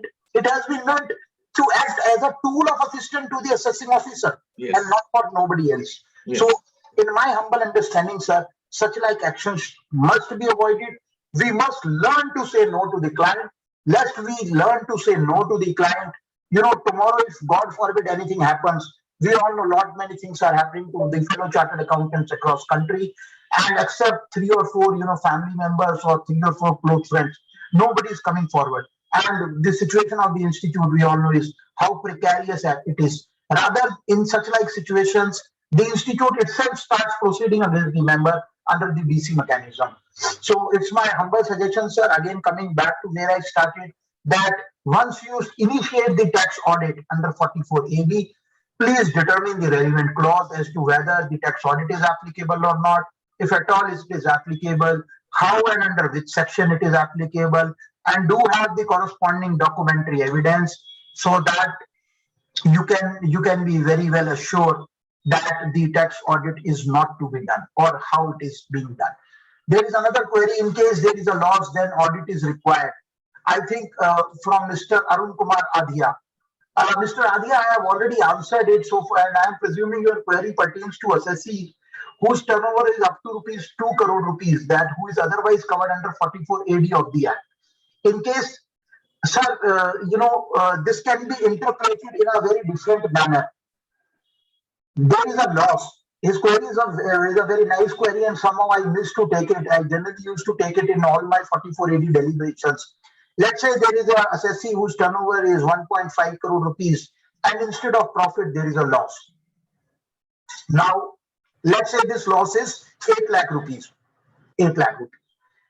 If you threadbarely read the provisions of 44AB, Mr. Adhia, clause E, it says the assessee must be an assessee as per 44AD4, and his income should exceed maximum amount not chargeable to tax.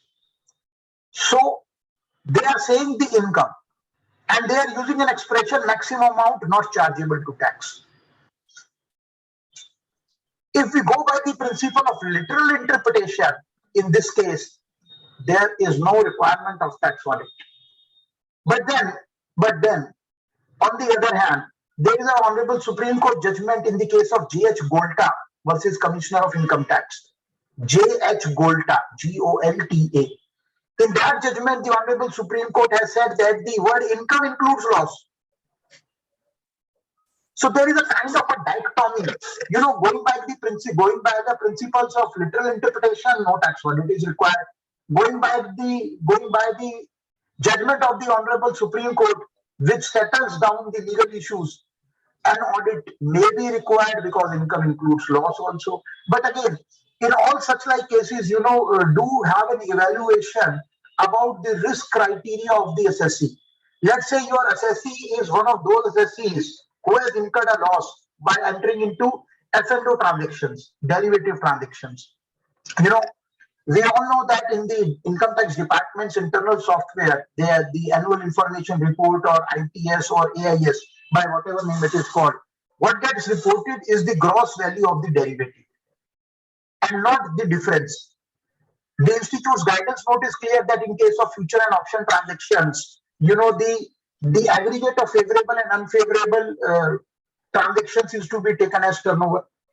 But as per department software, there may be a huge value of turnover or transactions running into few thousand of crore of rupees also.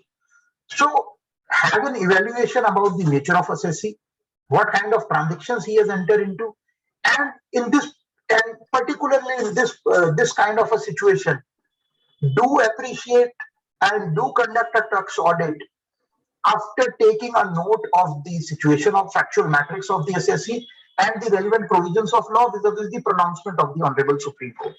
Let's say you opine that going by the judgment of Supreme Court in JH Golta, you are conducting a tax audit, especially of the assessee who has conducted or transacted into futures and options. Then please make a note of this fact in your audit working papers, because lot many cases I have seen when there used to be no faceless. I mean, prior to the faceless regime and even under faceless, instances have come to my notice where, especially in case of an ex parte assessment, 144 cases, where the assessee is not cooperating with the department, then the department is issuing notices to the tax auditor under section 133(6) or issuing summons to the auditor under 131 1A of the Income Tax Act and calling the corresponding details from the tax auditor as to based on which documentary evidences he has conducted and completed the tax audit. So again, sir, because today it's a faceless regime, it's important that we keep all the relevant documentary evidence well intacted with us, because end of the day the tax audit report gets filed, and once the audit report gets filed, the file is closed. It's up to us that how fat the file has to be, and I leave it to the judicial interpretation. Sorry, I mean the discretion of the members and to their discretion. Chaliye, sir. Now there was a query. I have now moved on to Form 3CD, sir. If any member has got any query, he can raise that query. He can put it across in the chat box. Some of the queries which are there in the chat box, I am first disposing those queries, and then I will come to what I intended to discuss. Satish ji, there are queries in Q&A section also, sir. That I am unable. Okay. As per clause 35A, what is the meaning of principal items? ठीक है, चलिए. Mr. Pratish Goyal is asking this query. Is a member of the institute. He says, as per clause 35A, what is the meaning of principal items? Sir, before I start this query, I generally take this query with clause number 11 of Form 3CD, and I conjoined this query with clause 11. And let's come to clause 11 of Form 3CD first. It says, as to whether the books of accounts have been prescribed for the business of assessee under section 44AA of the Income Tax Act. Clause 11 subclause B requires that whether the list of books of accounts maintained by the assessee and the place where such books of accounts have been maintained. And 11 clause C says the list of books of accounts examined and the nature of documentary evidence examined. Okay. Now, the fundamental expression used here is books of accounts. If we see the expression books of accounts, we will come to section 2, subsection 12, capital A of the Income Tax Act. Unfortunately, the Income Tax Act, the present act, came into force since 1961, and it was only after 40 years that in 2001 the definition of the expression books of accounts was defined. The books of accounts has been defined in an inclusive manner, in a loose manner, by saying that the books of accounts include cash book, ledger, journal, etc., whether recorded in a paper format or on an electronic media, diskette, floppy diskette, etc. Now, why this definition had come? Why it took 40 years for the expression of books of accounts? Again, we all know that for the purpose of business and profession, there is no specified books of accounts as per 44A.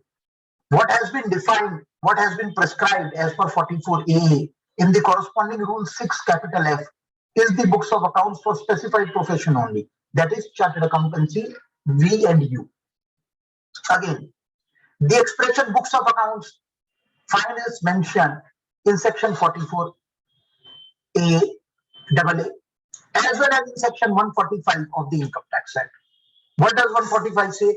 Where the assessing officer is not satisfied about the completeness or the correctness of the books of accounts, or the books of accounts are not being regularly maintained, or the method of accounting is other than cash or mercantile system of accounting, or the income computation and disclosure standards as notified by the central government under 145 subsection 2 are not, complied with, then the assessing officer shall frame an assessment to the best of his judgment.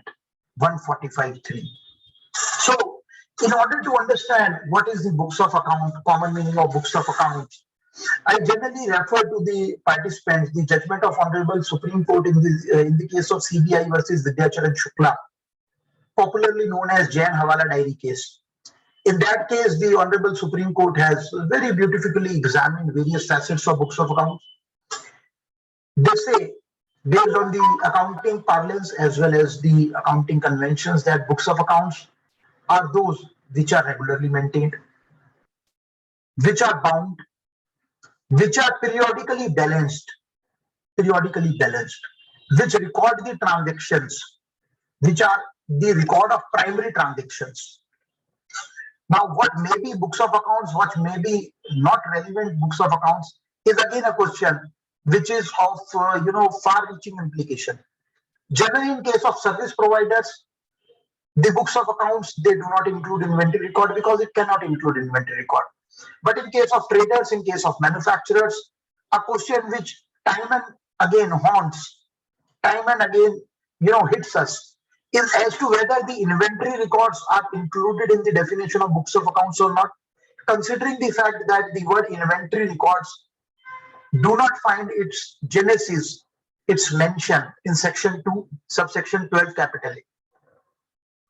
मुझे याद है शायद सतीश जी, मैं आपके study circle में 2012 में deliberate कर रहा था और उस वक्त शायद ऐसा लग रहा था कि डायरेक्ट टैक्स कोड बिल जो था वो पब्लिक डोमेन में भेज दिया गया था, सीकिंग द कमेंट्स.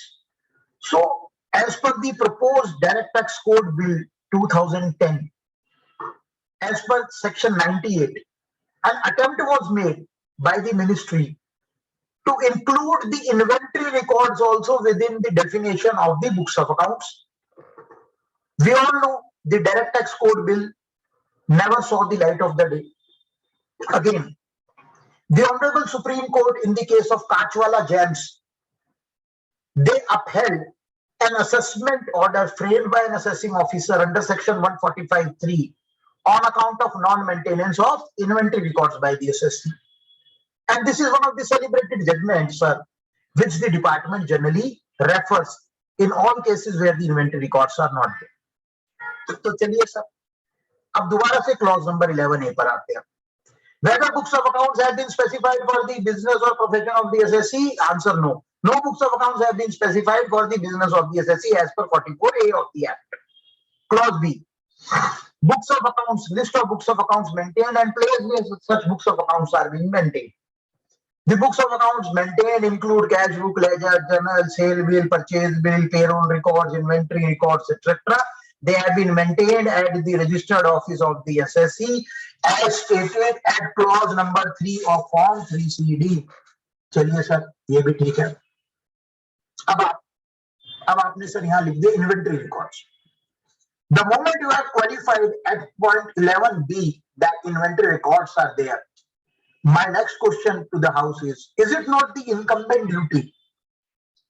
क्या ये जिम्मेवारी नहीं है टैक्स ऑडिटर की कि क्लॉज 35 क्लॉज छोटे ए और क्लॉज 35 सब क्लॉज बी में इन्वेंट्री की quantitative details they?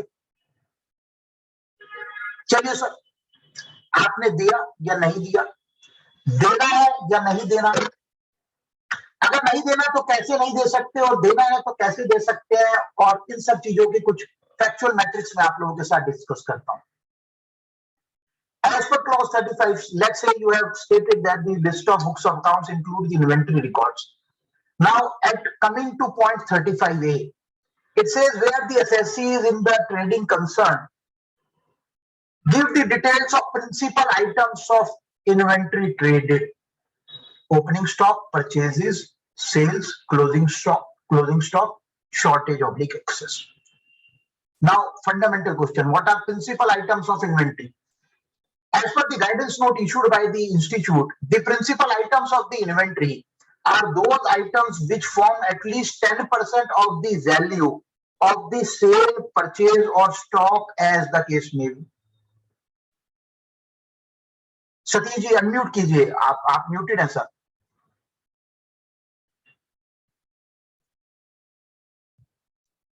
Sorry. So this is either of the three, or you have to select? Either of the three, और एंड में लिखा और लिखा है और लिखा है. चलिए सर, अब थोड़ा इसको सिचुएशन को कॉम्प्लेक्स करते हैं. Somebody called me, Mr. Jain, my assessee is dealing into n number of items, from sand to cement, from nut bolt to the spare parts of aircraft, from diamond to silver, from building material to general supplies, from grocery items to other items. What should I say? You don't need to say anything, and you can't say actually. But what you have to write may be something like this: as represented to us by the assessee is dealing into innumerable items of varying quantity, size, utility, usage, description, etc. These items are of varying nature, and there are no principal items determined based on the criteria given by the suggested by the ICAI. However, the assessee has furnished to us the details of inventory items and their movement during the relevant assessment year, on which we have relied upon, including the valuation. This may be one. Other may be the assessee is unable to furnish the details of quantitative details of principal items of goods traded during the assessment year. However, the assessee has furnished to us the details of the closing inventory based on the physical verification conducted by the assessee at the close of business hours on 31st March 2021, and the corresponding valuation on which we have relied upon. Something like this may be given again. Which would be as good as maintenance of books of inventory, or I mean, it's a via media. It's a suggestive answer, sir. It's a suggestive answer. There cannot be any via media. We are already on a recording platform. We are already on a digital platform. No, we are discussing. I mean, so that questions are clear, doubts are clear. Clear, sir. Prior to the e-filing of the tax audit report, you would also remember that wherever I would be deliberating in the physical seminars, I would generally tell that make it annexure G. Annexure G.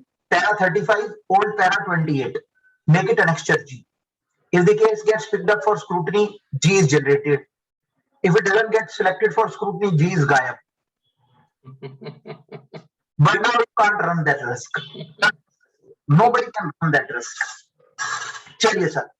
Now again, whenever, sir, you are giving any qualification at para 35, please also examine the peripheral business laws which are applicable to the assessee. Let's say your assessee is a pharmaceutist who is running a pharmacy shop. My question is, can you run a risk by saying that no inventory details or inventory records are being maintained by the assessee? No. Answer would be big no.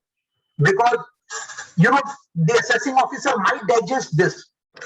But what if tomorrow this audit report of yours get landed into the hands of the corresponding inspector appointed under the Drugs and Cosmetic Control Act? Why? Because as per the Drugs and Cosmetic Control Act, every pharmacist is compulsorily required to maintain the particulars of Schedule H drugs. So again, this is a very subjective kind of a qualification which is required to be stated looking into the nature of business of the SSC, what actually are the volumes and transactions of the SSC, what actually is the nature of items dealt in by the SSC. Generally, in case of jewelers, we see that they keep the stock of inventory on a globalized basis. They don't show the inventory on mark-to-mark basis. Globalized means gold jewelry 18 karat, gold jewelry 22 karat, fine gold 24 karat, gold jewelry embedded with diamonds or diamond embedded in gold jewelry separately, loose diamond separately. Now, let's say there are 2000 karat of loose diamond. We all know that valuation of diamond is determined by 4 C's: cut, clarity, color, and caratage. And everybody would appreciate that a piece of diamond of 2 karat, one piece, will have a far higher value than 20 pieces of diamonds having an aggregate caratage of 2 karat. But then it is the uniqueness of their business that they value all the loose diamonds together.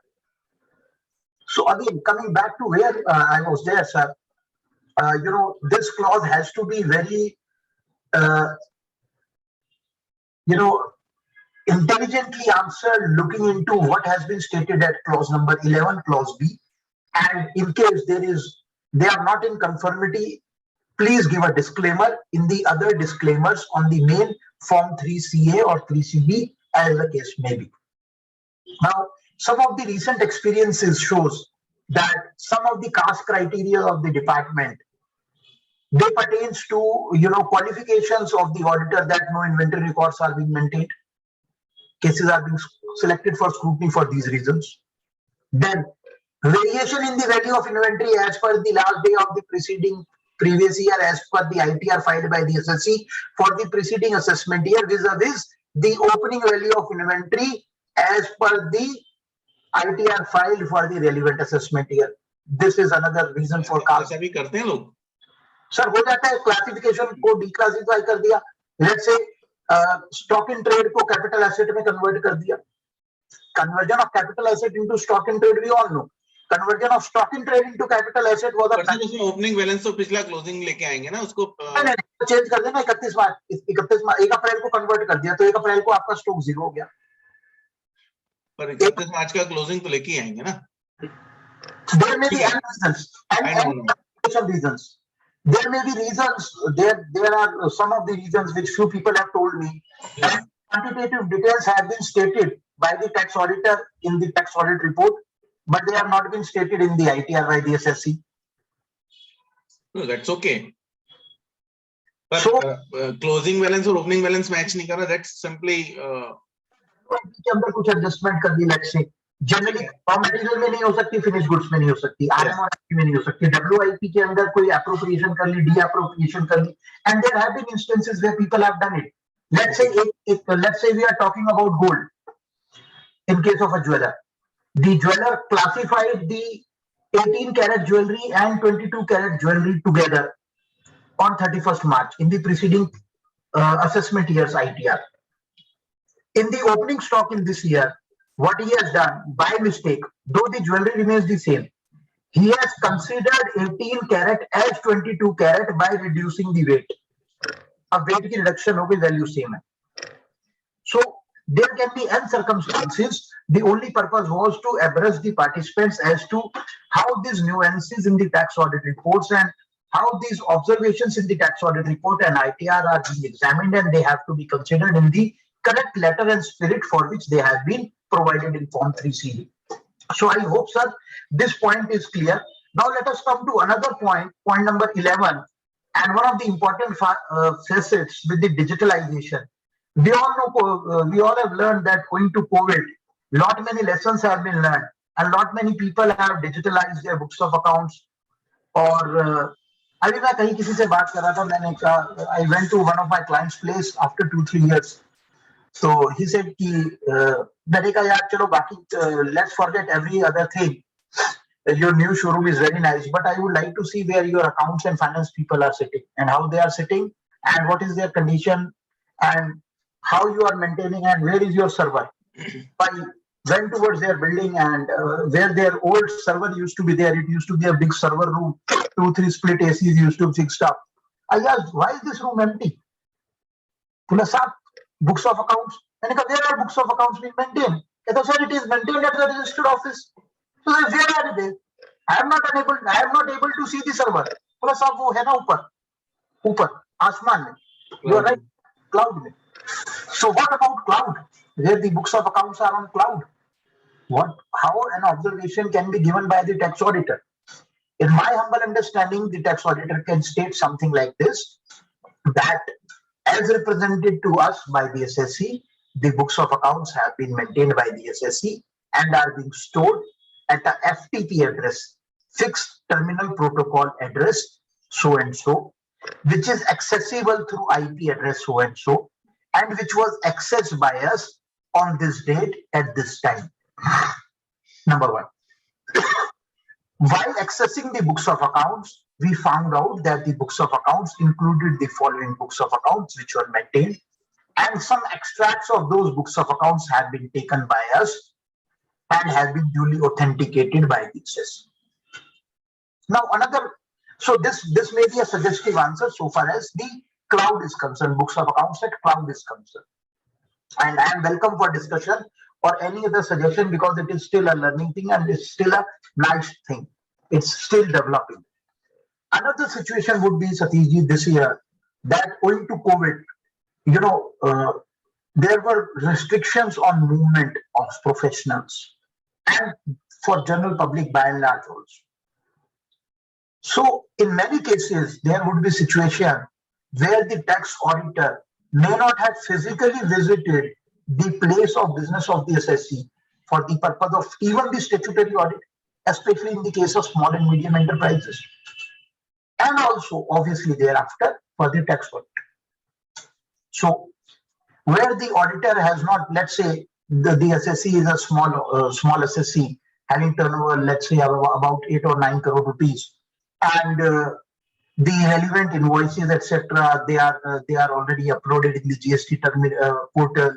The purchase invoices are also populated in the corresponding forms. The expense details are also there, and he is providing the access to the books of accounts through a virtual medium, let's say by way of a screen share or something like that, that Mr. Auditor, whatever you want to see, you may check it, and whatever extracts you want to take, you tell us and we will send those things to you through mail. So what are the kind of precautions which a tax auditor has to take in such like circumstances where he has not been physically able to visit the principal place of business of the SSC where the books of accounts are being kept?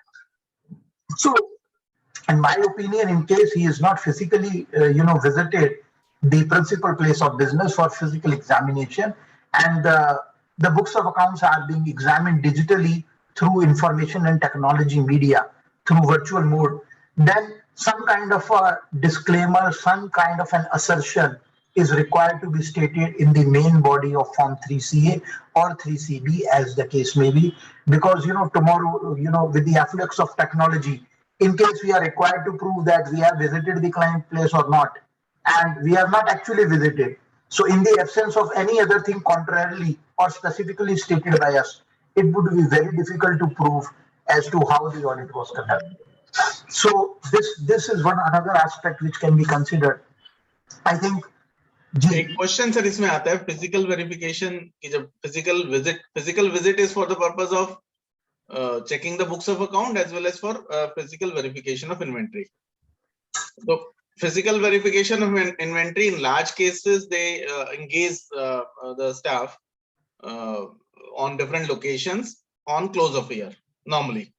But in small and medium enterprises or small and medium practitioners like us, they do not undertake that kind of physical verification. Now they rely on the books of account or inventory records maintained and uska back calculation karke. Now what is the answer? What should be the this? You have not verified actually.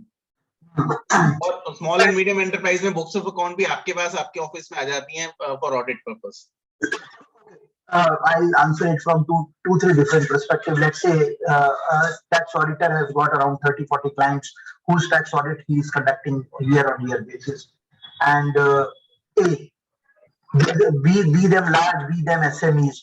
In practicality, it would be impossible for him to be present along with his team at the place of business of each of these tax auditee as at the end of the relevant assessment year, last week, to examine as to what was the physical inventory and how and whether the physical inventory was correctly taken and whether it was correctly valued or not. Yes. The possibility of being remaining present as at the relevant end of the last day of the relevant previous year is almost nullified, except in one or two major or notable clients of the tax auditor. It is nullified because he cannot be expected to remain present at 30-40 places, at 30-40 places of business of his clients. Number two, especially as you said in SME cases, what generally is the criteria is that based on the average GP rate, they compute the total value of the inventory and they apply the corresponding GP rate. Based on the MRP, the value of the stock is determined. Instead of determining at NRV or cost, whichever is lower, at the MRP, they reduce the discounts, they reduce the GP rate, and they say that this is the value of the closing stock. No issues about it, no problem at all. As long as there is a disclosure, there is a disclaimer that the valuation of inventory has been done by the SSC, as explained to us by the SSC, as at the relevant assessment year, last day of the relevant previous year. The SSC has relied upon it. He has provided the relevant details pertaining to the quantitative details and pertaining to the valuation rate and the value. And we have relied upon the corresponding inventory details provided to us. And in order to be doubly checked, let's say there are principal items, let's say there are 12 principal items, or let's say there are 8 principal items. So it's desirable that looking into the cost benefit analysis, looking into the size and nature of the business, that the auditor should, he may take some kind of the corresponding last or the latest purchase bills, so as to at least refer to the relevant purchase rates at which the corresponding items have been purchased, so as to be satisfied that they have been approximately valued, if not correctly valued. Right. Chaliye, sir. Now there is a query. Good evening. Is clause 44 of 3CD form relating to GST details are to be submitted for assessment year 2021? No, sir, not presently. It is not to be furnished. Another query is, if the turnover of the SSC is 9.73 crore and the tax audited in earlier years and is following exclusive method of GST, should the audit be done under 44 AB and cash receipt payment not more than 5%? Sir, पहली बात तो ये company SSC लिख रहे हैं sir Sanjay ji. Sorry, company SSC. Sir, SSC includes person, includes everyone. Yeah. No issue about it. No issues about it. See, Sajeti, whether or not the SSC's tax audit has been conducted in the preceding year or not is not relevant. What is relevant for each assessment year is the peculiar facts pertaining to that year alone. Now, the facts stated by you say that the total turnover is 9.73 crore. The cash receipt and cash payments are not in excess of 5%. So, as per the first proviso to clause 8 to section 44 AB, in such like cases where the turnover does not exceed, he is following exclusive method, not inclusive. Turnover does not exceed 10 crore rupees, and the aggregate cash payments or receipts, as the case may be, correspondingly do not exceed 5% of the aggregate total receipts oblique total expenditure simultaneously, then in such cases the tax audit is not required. So under the facts stated by you, it is clear that there is no requirement of tax audit in this peculiar set of query. I hope it's clear, sir. Chaliye, sir. Next query is for assessee below 1 crore. 1 crore and with NP more than 8%, tax audit report is not applicable. But for, I think Mr. Vishwanathan, I have already answered it. Banker is asked, कैसी है sir? वहां भी ये same आया था इनका. chat box में भी था, but ठीक है. If the assessee has turnover of 7 crore and limit of 5% is complied, but profit is less than 8% of 6% as the case may be, whether tax audit required. Sir, the issue of 6% of 8%, it gets subsumed, it gets frustrated, it's get over the moment turnover exceeds 2 crore rupees. Yes. So in the present case, what is important is the total turnover is 7 crore rupees, 5% limit is duly complied with, and therefore there is no requirement of tax audit. Can non-statutory audit report be generated? Non-statutory audit report, I have already discussed what are the risks and what are the consequences, corresponding consequences which may get associated with them. Sir, if an assessee partnership firm is having less and loss. Okay, sorry. वो mouse का sir वो उसमें centre में था तो वो ओ को ई बना दिया. Sir, if an assessee firm is having loss and turnover is less than 1 crore, is tax audit required to be conducted? Answered already. We have already discussed the case of a loss. Also throw some light on clause 31. I discussed with clause on 31, sir. Picture abhi baki hai. Saurabh Jain same query for clause 35. If the assessee is manufacturer as well as trader, then whether quantitative details of principal items have been disclosed under 35A and 35B both, or in 35B. Only in 35B, you have to furnish the details of quantitative items of trading as well as manufacturing, but you have to state the fact that the assessee is a trader as well as manufacturer, either in the nature of business in the first part A of Form 3CD, or in case you don't find any specific space, then state this fact by way of other disclosure or other qualification in the main part of the audit report in Form 3C or 3CB, as the case may be. Whether 27A of 3CD has to be reported as in schema. Oh, this is wonderful query, Jain sir.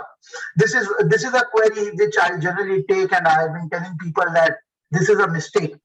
Now, sir, what he's asking is whether at para 27 small clause A of Form 3CD, in the schema, it refers to the details of central value added tax, public input tax credit, and the opening value of SANVAT oblique input tax credit availed, value of SANVAT oblique input tax credit utilized, and the closing value. Now, his concern is that SANVAT is gone, and the input tax credit means the input tax credit as per GST. Now, what should we do? Are we required? Because prior to GST, we were required to report the input service tax credit also, Satishji. Service tax credit availed, utilized, and similarly ModVAT credit also, and after ModVAT, SANVAT credit also, and even the VAT credit also. And even the VAT credit has to be stated state-wise. DVAT का अलग होता था, Haryana VAT का अलग होता था, Rajasthan VAT, Punjab VAT, Karnataka VAT का. अब किसी ने किया है नहीं किया, मैं उस बारे में नहीं जाना चाहता. But the question is very relevant that now SANVAT is not applicable. There are no local value-added tax acts. There is only LGST, SGST, and CST under the GST regime. So, and for this year, this is not a broken year, unlike assessment year 18-19 when the GST was introduced. So, what should we do? Whether the law of substantial compliance would be applicable, or whether the fact that details which have not been asked by virtue of being notified in the official gazette, can they be asked indirectly?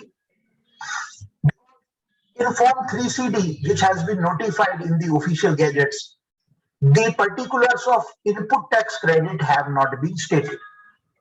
However, unfortunately, in the schema or in the JSON file, I think JSON file naya naam hai na sir? Yes, sir. JSON file. In the JSON file, which has been recently released, or even for the assessment year 2021, or even for assessment year 1920, this particular column was there. So what happened when I saw this particular column? I flagged this concern to many people in the tax planning and legislation department also. that there is nothing denying that the SSCs and the councils have been furnishing these details during the regime of VAT and during the regime of SENVAT and MODVAT and service tax. We don't face any problem, but you make and you give it a legislative color, legal legislative color. You notify it by virtue of official gazette. So now the situation remains is that in the official gazette there is no notification whether it is ITC, input tax credit pertaining to GST, and in the schema there is a column which specifically asks us about the ITC. They are not referred to the word GST, but they refer to the word ITC, input tax credit. Sir, you see, I'd like to address this query with reference to two more clauses of Form 3CD.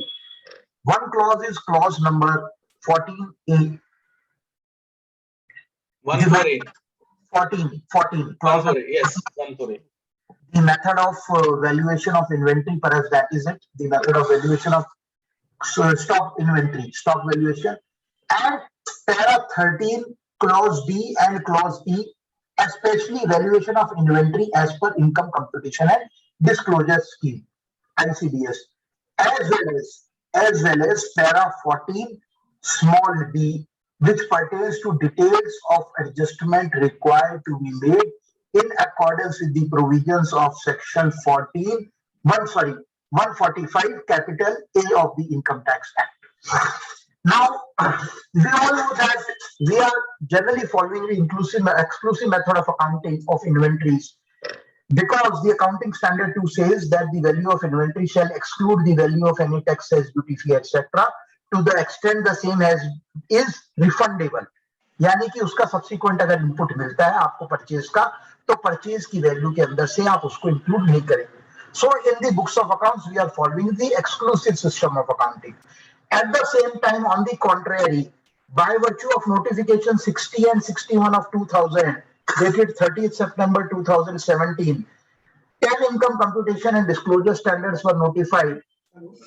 As per ICDS number 2, valuation of inventory, it provides that the valuation of inventory shall be inclusive of the valuation of taxes, duty, fee, etc., notwithstanding any right to the SSC to claim any subsequent refund, adjustment, input on account of these things. At the same time, Section 145 capital A of the Income Tax Act says that for the purpose of determining the income under the head profits and gains from business and profession, the valuation of inventories, sales and purchases shall be stated as inclusive of the value of tax, cess, duty, fees, और proviso कहता है, explanation कहती है, notwithstanding any right of the SSC for claiming any adjustment. तो अक्सर इन तीनों का एक इंटरप्ले बड़ा जबरदस्त है. क्या हुआ सतीश जी कि जब the time when this guidance note on income computation and disclosure scheme came out, prior to that, in 2014, the revised tax audit report guidance note came. At that time, I was a nominated member in the direct tax committee of the ICI, and I had my own repercussions and implications and understanding of Section 145 capital A of the Income Tax Act. Time and again, I have been telling my fellow members, my fellow professionals, that 145 capital A is not tax neutral. The guidance note of the institute says it's tax neutral. आके बिल्कुल ठीक खुली है sir आपकी, बिल्कुल ये झटका है, एक्चुअली झटका है. The guidance note says it's tax neutral, but it's not tax neutral. I found only one law in the entire country based on which 145A is not tax neutral. Is tax neutral. Indirect tax. There was only one indirect tax law in the entire country, Himachal Pradesh VAT.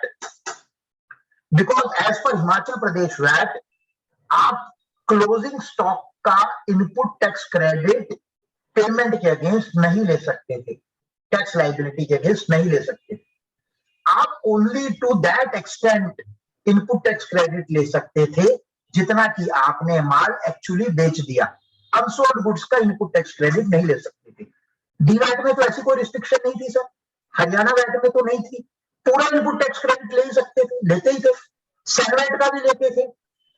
But Himachal Pradesh VAT was the only piece of legislation which would say that the input tax credit will not be admissible vis-a-vis the clothing and inventories. तो अपने institute का sir जो guidance note है, ये sir Delhi में भी एक बार आया था, मुझे याद है। क्या था सर, चला गया था बाद में चला गया था।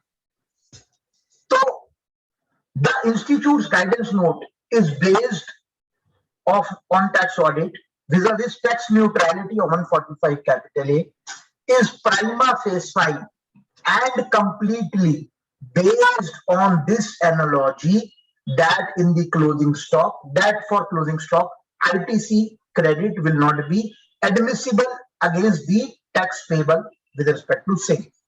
अब क्या होता है सर कि जब मैंने ये ओपिनियन रखा काउंसिल के अंदर, तो मुझे बोला गया नहीं नहीं ये तो 1999 से चल रहा है, ये मत करो, ये छोड़ दो। तो सर मैं रुकने वाला नहीं था। I refer to the Supreme Court judgment in the case of Indo-Nippon, Honorable Supreme Court. The Honorable Supreme Court said that mod VAT credit is not in the nature of income. Obviously, it was not the issue before the Supreme Court.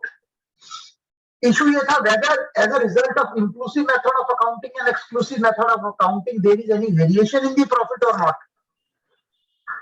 Now this precise question of law was not referred to the Honorable Supreme Court by the Honorable Bombay High Court.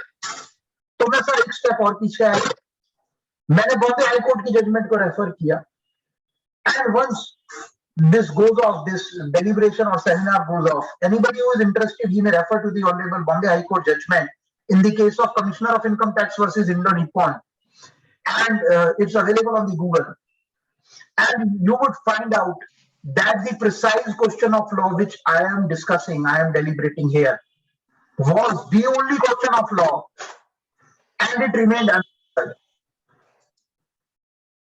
But again, when this guidance note on ICDS came in 2017, I again raised this flag that we have to report about accounting, ICDS 2. And again, ICDS 2 cannot be tax neutral if we make the working of inclusive and exclusive. Then again, I was told that let us not get into any kind of a controversy. It's desirable to refer to the guidance note of the ICI, and very timidly, very placidly, very silently, there is a passing reference that as per guidance note of ICI on tax audit on 44AB, their section 145 capital A is tax neutral vis-a-vis the inclusive or exclusive method of accounting is concerned. Now, what is the dichotomy in between these three clauses of 27A, 14 capital B, and 13 clause E, para 2, ICDS? The dichotomy is, whenever you report as to whether there is any impact on profit and loss on account of 145A, that before blindly saying yes oblique no, before rather blindly saying no, observing no, please make a detailed working sheet based on inclusive as well as exclusive. अब सतीश जी की मुस्कुराहट बता रही है कि sir उस working sheet को तो बना लेंगे लेकिन क्लाइंट उतनी फीस ही नहीं देगा। तो सर इनिशियली मैंने बनाई है बहुत, यस सर, इनिशियल ईयर से बनाई है, और उसका हम इनकम टैक्स रिटर्न में प्लस माइनस भी करते रहे हैं, लेकिन अल्टीमेटली जब स्क्रूटनी केसेस आए तो वो एओ को समझ नहीं आते थे, बड़ा मुश्किल होती थी उनको समझाना क्यों प्लस किया क्यों माइनस किया। जब इनकम ऐड होती थी, इनकम टैक्सेबल बन जाती थी, तब तो उन्हें समझ आता था, ठीक है नो क्वेश्चन। जब उसका वो दूसरा इम्पैक्ट आता था, इनकम रिड्यूस होती थी, तो वो बड़ा मुश्किल होता था उनको समझाना। Ultimately we had to leave it. See, now we are into a faceless return. Number one, please understand. Right. Number two, earlier it was a person-based assessment. Now it's a team-based assessment. It's a team-based assessment. So let's say tomorrow the assessing officer or his supervisory additional commissioner, who are both participating in the faceless assessment as an AO, they are unable to understand the implications and the workings of 145A. We as a council are certain that workings are correct. Let's say he issues a show cause notice to me. I'm sharing my practical experience. At one time, what happened in the initial days of my career, one of the learned assessing officers, with respect to the moderate credit, which was appearing on the debit side of the balance sheet, he made out an addition under section 68 on account of cash credit. बोला Yes, sir. जाना तो Japan, पहुंचा दिया चीन, और वो भी बिना हाथ के. And I represented that assessee because it was my client before ITAT Delhi bench, and the ITAT Delhi bench found no problem, no error, and rather they passed on the strictures on the assessing officer. So coming back to the faceless regime I was referring, A, it's a team-based assessment, not a person-based assessment. B, in case we are certain with the workings, and let's say the assessing officer has got some kind of a confusion, provide him with the relevant documentary evidences, GST returns, input tax credit returns, all those things. In case he is still not satisfied, provide him the login ID and password and tell him that this will not be changed for this period. Thirdly, you can refer to him, you can tell him to make a reference to the technical unit, because in the faceless regime there is assessment unit, there is technical unit, there is verification unit. So the SOP of technical unit is to give technical inputs on those issues on which the assessing officer is unable to comprehend or understand. And then obviously the legal remedy is always there. But my contention is, sir, looking into the paradox of 271 capital J and 277 capital A pertaining to prosecution for abatement of tax of professionals especially. You know, it would be a travesty in case we blindfoldedly put that there is no adjustment which is required to be made as per 145 capital A of the Act or as per ICDS. You are correct, sir. I have seen, parameters where cases are being selected for scrutiny or they were selected for scrutiny, where as a result of ICDS adjustment, there was lower total income for the relevant assessment year. But then, in case we are able to explain what were the reasons and relate it with the preceding year where there was higher income, obviously mark-to-mark losses, MTM, mark-to-mark losses as per ICDS 1, the provision for MTM losses is not permissible. So what would happen? As per books of accounts, there would be MTM losses. For ICDS 1, this would be an income. In the corresponding year, at the time of ultimate settlement next year, let's say there is an actual loss on account of adverse foreign exchange fluctuation. So obviously there would be a downward adjustment when the ultimate contract has been settled. And for that reason, there would be an impact, negative impact on the profit in the next year. Obviously, so as long as we have the documentary evidence and we are unable to justify and we are able to prove to the assessing authorities that what we have done is correctly done and it is well within the realm and provisions of law, in my understanding, there should not be any problem. There may be a problem at the stage of understanding of the assessing officer, but then as a vigilant, practitioner, we have to be aware about our applicable rights, making references, relevant times, verification units. If not at the AO stage, obviously at the CIT appeal stage. If you find that a travesty of justice has been done, something which could not have been added, then obviously the writ petitions, the writ jurisdictions can be invoked. So I think, sir, we are through with almost 3-4 clauses so far as ICDS and all those things are concerned. Now, clause 2 of 3 CBCS financial are in agreement with books of accounts maintained at head office and branches. What if branch accounts maintained at head office only? Oh, then states, sir, that the branch accounts are maintained at the head office. Nothing bad about it. So question में थोड़ी सी clarity की कमी है. Branch accounts are maintained at head office, whether separately or as a part of head office accounts only. I think he's saying as a part of head office accounts only. Yes, sir, even if they are maintained separately or even if they are maintained as part of they cannot be maintained as part of the head office account, because then there would not be any separate classification of HO or branch accounts. Right. So if they are maintained even at the head office separately, even for branches, let's say through some mechanism or some the internet protocol or IP address or maybe any other thing. Let's say the server is situated at the head office and an access has been given at the branch to punch the daily sale, purchase and the expense figure. Something like this is generally what happens. So what the tax auditor is required to state is the place where the books of accounts are being maintained. He has to state that the books of accounts for the head office are maintained at the head office situated at so and so, and the details of branches are as under, and the addresses of branches are these, and the books of accounts of the addresses of the branches are also maintained at head office. So this is merely a factual assertion, nothing more than that. One of the tax audit clauses, next query is one of the tax audit clause, details of sandwich claimed and utilized is to be reported. Do we need to report GST input availment and utilization, or it was related to erstwhile excise and service tax and need not be reported? I think we have already deliberated it in detail, almost 10-12 minutes on this, and this query is already resolved. Tax audit limit 10 crore, current year applicable, sir. Yes, sir. It was inserted by Finance Act 2021 with effect from assessment year 21-22. If you read the memorandum explaining the provisions of Finance Bill 2021, it will be clear that this is applicable for the current tax audits which are required to be conducted now. If we are preparing tax audit report of proprietorship firm where the details of ATC deduction in personal capacity are required in clause 33.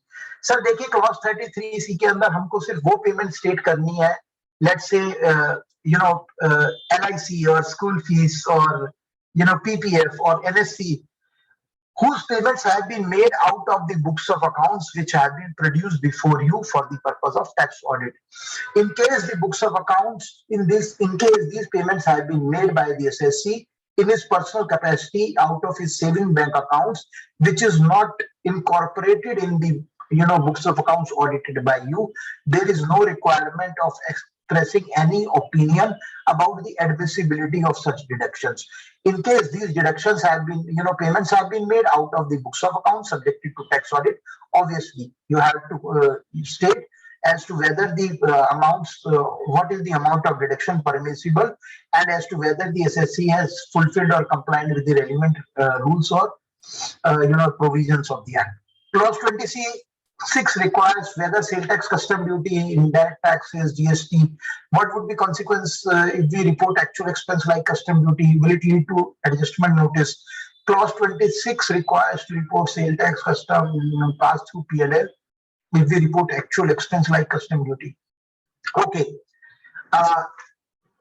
Mr. Pratish Goyal is asking that as per asterisk below clause 26, it has been stated as to whether the indirect taxes like sale tax, custom duty have been passed, GST have been passed through the profit and loss account or not. वहाँ sir वो लिखना होता है ना, yes or no. लिखना है sir, अपने को अकाउंट नहीं लिखनी. The purpose is देखिए कि अब आप समझिए कि how misleading and how dangerous this form 3CD can be. We were discussing para 27A, ठीक है? 27A के अंदर we were discussing about the GST input tax credit. Clause 26 is asking whether the sale tax etc. has been passed through the profit and loss account. 145A की adjustments के अंदर आपने लिखा no. Inventory की valuation के अंदर लिखा आपने raw material या finished goods at lower of cost or net realizable value. The SSC is following an exclusive system of accounting. तो साहब आपने वहां वैल्यूएशन ऑफ इन्वेंट्री में लिख दिया 14A के अंदर कि SSC is following the exclusive system of accounting, और यहाँ 26 के अंदर आपने लिख दिया यस, तो गलत हो जाएगा. तो गलत क्या हो जाएगा? उसका तो जो गलत होगा टैक्स ऑडिटर का पहले ही हो जाएगा sir. So times I tell people, there are so many clauses in Form 3CD. Like if you go back and read para 20. The amount inadmissible as per explanation to 36(1) III. We all know section 36(1) III pertains to deduction on account of interest on borrowed capital. Now, what does the explanation of this 36(1) III says? This explanation was inserted to nullify a Supreme Court judgment, and this explanation says and provides by Finance Act 2001 that where any interest has been paid with respect to acquisition of a fixed asset, beginning from the period from the date on which this capital asset was purchased till the period to which it was actually put to use shall not be admissible. अब आपका sir ICDS number 5 क्या कहता है fixed assets का, वो भी तो यही कहता है। अब आपने ICDS 5 के अंदर तो एडजस्टमेंट में डाल दिया पैरा 30E में नील, नो एडजस्टमेंट, और क्लॉज 20 के अंदर आपने 36(1) की एक्सप्लेनेशन के अंदर लिख दिया सर, तो क्या होगा सर, आपकी टैक्स ऑडिट रिपोर्ट के अंदर खुद ही इनहेरेंट लिमिटेशंस आ जाएंगी सर, कॉन्ट्राडिक्टरी सर। पर उसमें तो कैपिटलाइज कर ही देते हैं ना फिर, मतलब sir issue is not about capitalisation, issue is about avoiding the contradiction, telling the people, मतलब उसमें मतलब कैपिटलाइज नहीं किया, एक साइड डिफरेंटली रिपोर्ट कर दिया, एक साइड डिफरेंटली रिपोर्ट कर दिया, यही हुआ ना।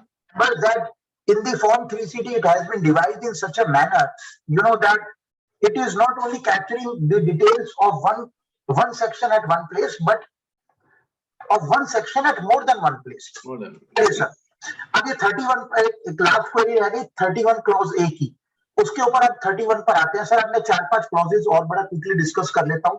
Queries I think we have disseminated all the queries simultaneously. लगभग आधे घंटे का समय हो रहा है, क्योंकि मुझे भी लगभग 2.5 घंटे हो गए लगातार बोलते हुए, तो वाटर बॉटल्स भी मेरी खत्म हो रही है। चलिए sir, now let us come to some of the clauses. Clause 9 is to me, my mind is a very relevant clause so far as assessment year 21-22 is concerned. It says in case of a firm or association of person, provide the names of the partners and partnership ratio. And clause 9B says that in case there is any change in the partnership firm from the particulars of the partners or the partnership sharing ratio, profit sharing ratio from the last day of the preceding previous year to the last day of the previous year, the particulars of such change. You know, sir, this clause was a very easygoing, and it is still remaining to be a very easygoing one, except that now this clause is to be answered in accordance with the provisions of section 45 subsection 4, which have been substituted by Finance Act 2021, read with section 9 capital B of the Income Tax Act. Sir, होता क्या था पहले, समझिए sir. Section 45 subsection 4, prior to its substitution by Finance Act 2021, it would provide that in case of dissolution of a partnership firm, the assets, capital assets would be valued at fair market value. ठीक है sir. Now this came to be a mechanism for tax planning, tax avoidance, tax evasion. How? Let's say there is an immovable property in a firm, land, and there are two partners A and B who want to get out, and there is a buyer C and D who wants to come in. So not only the taxes were being avoided, but the stamp duty was being avoided by incorporating new partners C and D, by reconstituting the firm, and then by again reconstituting the firm by retiring the old erstwhile partners A and B. So this way the new partner C and D would become, the firm would not get dissolved, and C and D would virtually become the owners of this immovable property or capital asset. So now what has been provided by Finance Act 2021, it has been provided that in case of reconstitution of the firm, the capital asset shall be determined at fair market value, and there would be a deemed incidence of deemed capital gain / deemed PGBP income. That is, the current assets will also be determined on the fair, will be valued on the fair market value. So accordingly, there would be deemed capital gain or deemed business income in the hands of the partnership firm. तो चलिए sir, now let us take an example. आपने depreciation schedule के अंदर या balance sheet के अंदर, depreciation में तो land and building is depreciable, land is non depreciable, तो आपने बैलेंस शीट के अंदर और आईटीआर के अंदर लिखा कंपनी के केस के अंदर, जहां पर एसेट्स की डिटेल जाती है शेड्यूल FA के अंदर, कि company is owner of land, और पार्टनरशिप फर्म की बात है तो फर्म पे लगता है that partnership firm is owner of land, let's say 2 acre of land, and there are 2 partners A and B. ठीक है सर, बहुत अच्छा। टैक्स ऑडिट रिपोर्ट भी चली गई, दोनों की प्रॉफिट शेयरिंग रेशियो भी लिख दी। अब अगले साल क्या हुआ सर, कि 31 मार्च 2022 को 2 नए पार्टनर आए, सी और डी। अब जब वो आए तो ए और बी चले गए। तो जब फाइनेंशियल ईयर 21-22 यानी असेसमेंट ईयर 22-23 की टैक्स ऑडिट रिपोर्ट आप लोग फाइल कर रहे हैं, तो आपने लिखा there is change in the partners, A and B have gone, C and D have come and the percentage is equal 50-50। क्या होगा सर? कुछ नहीं होगा सर, मैं बताता हूं क्या होगा। In case this assessee has not offered any deemed profit and loss on account of section 9 capital B, or has not offered to tax any deemed capital gain under section 45 subsection 4 of the act, considering the fact that it was owner of an immovable property and there is change in the constitution of the firm, there would be an automatic notice coming by virtue of risk management strategy of the income tax department as per section 148 capital A of the act, whereby the assessee would be required that based on the perusal of your ITR and tax audit reports, it is noted that there is change in particulars of the partners. Old partners have gone, new have come. However, it is also noted as per your ITR that you are owner of 2 acres of land, which is immovable property. However, the no notional deemed capital gain under 45(4) has been offered to tax, and therefore you are hereby show cause required to explain the computation of the fair market value of the aforesaid immovable property in being plot of land as on the date on which the partners have changed the partnership firm was reconstituted. So sir, this clause has gained its importance by virtue of this particular amendment, and whatever you state here, please be very specific, please be very clear about this. Another issue is about the ESI and PF, employee contribution. Actually, it has become a kind of a panacea. मुझे लगता है professionals के बीच में Covid इतनी ज्यादा बड़ी तकलीफ नहीं रही जितनी की ये जो सीपीसी के 143(1) के ESI PF के एडजस्टमेंट के नोटिस हो गई। Now, what is the law? What was the law? What is the way out? कौन सा अलाउंस करना है, क्या एक्शन लेना है, क्या एक्शन नहीं लेना है? चलिए sir, let us understand it from 2-3 perspectives. Section 2, subsection 24, clause 10. Any contribution towards the specified fund received by an assessee from the employee, it shall be deemed income of the assessee, means employer. Section 36(1)(5)(a), explanation. Deduction on account of payment of employee contribution to the specified fund deposited on or before the specified date. Explanation says for the purpose of this clause, the specified date means the respective due dates as per the respective consa ESI and PF Acts. 15 तारीख, yes. Yes, sir. 43 capital B subclause B. Notwithstanding what has been stated in this explanation to 36(1)(5)(a), the assessee may deposit the employer contribution at any time on or before the due date of filing return under 139(1) of the Act. चलिए sir, अब क्या हुआ?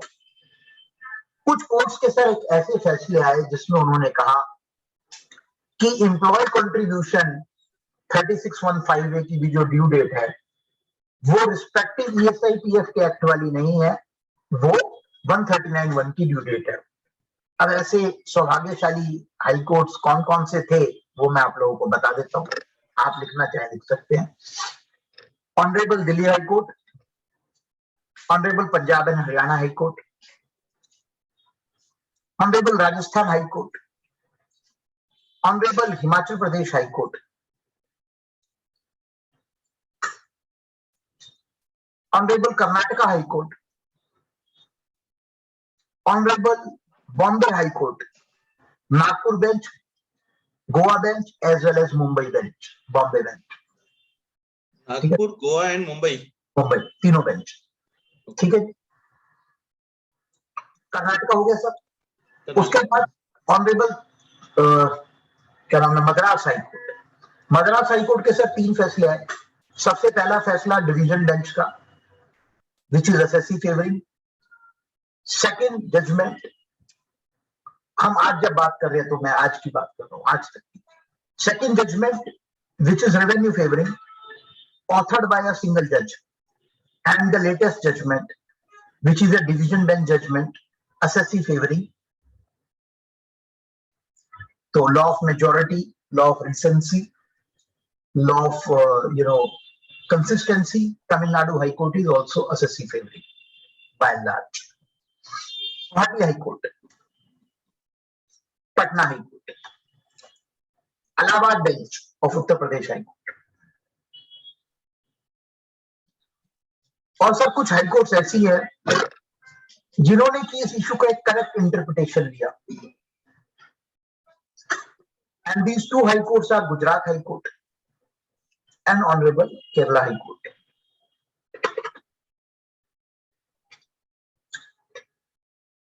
तो sir ये तो सभी लोगों को पता था कि 36(1)(5)(a) की जो ड्यू डेट है, that due date is not the 139(1) due date because of employee contribution, but it was the respective due date. Now, by virtue of Finance Act 2021, explanations have been inserted in section 36(1)(5)(a) as well as 43(B), which says that while referring the due date, for the removal of doubts, it is hereby clarified that the due date means the due date as per the respective ESI or EPF Act, as the case may be specified at. Now, this is by Finance Act 2021 with effect from assessment year 2021-22. Memorandum में 1 अप्रैल 21 लिखा था. Memorandum में लिखा था, लेकिन last के अंदर उन्होंने 21-22 लिख दिया. 21-22 लिख दिया. These amendments shall be applicable with effect from assessment year 21-22 and onwards. यानी कि जो प्रेजेंट टैक्स ऑडिट रिपोर्ट जाएंगी, इसमें ड्यू डेट आपको रिस्पेक्टिव पीएसआई एक्ट और पीएफ एक्ट की लेनी है. चलिए सर, यहां तक भी कोई दिक्कत नहीं. अब इसके बाद कुछ और development. The day Finance Bill became Finance Act, very recently the jurisdictional Delhi ITAT in one of the judgments, they have said that this amendment by Finance Act 2021 is clarificatory in nature and therefore it is retrospective. कब से? पीछे. ये Delhi ITAT का है sir? जी sir, बिल्कुल है, बिल्कुल है. दिल्ली आईटीएटी का फैसला है, BR कुमार साहब का. उसके बाद सर आईटीएटी के तो बहुत सारे बेंच है. तो आईटीएटी का हैदराबाद बेंच कहता है कि no, they have specifically stated it to be applicable for assessment year 21-22 and onwards, and therefore it is prospective.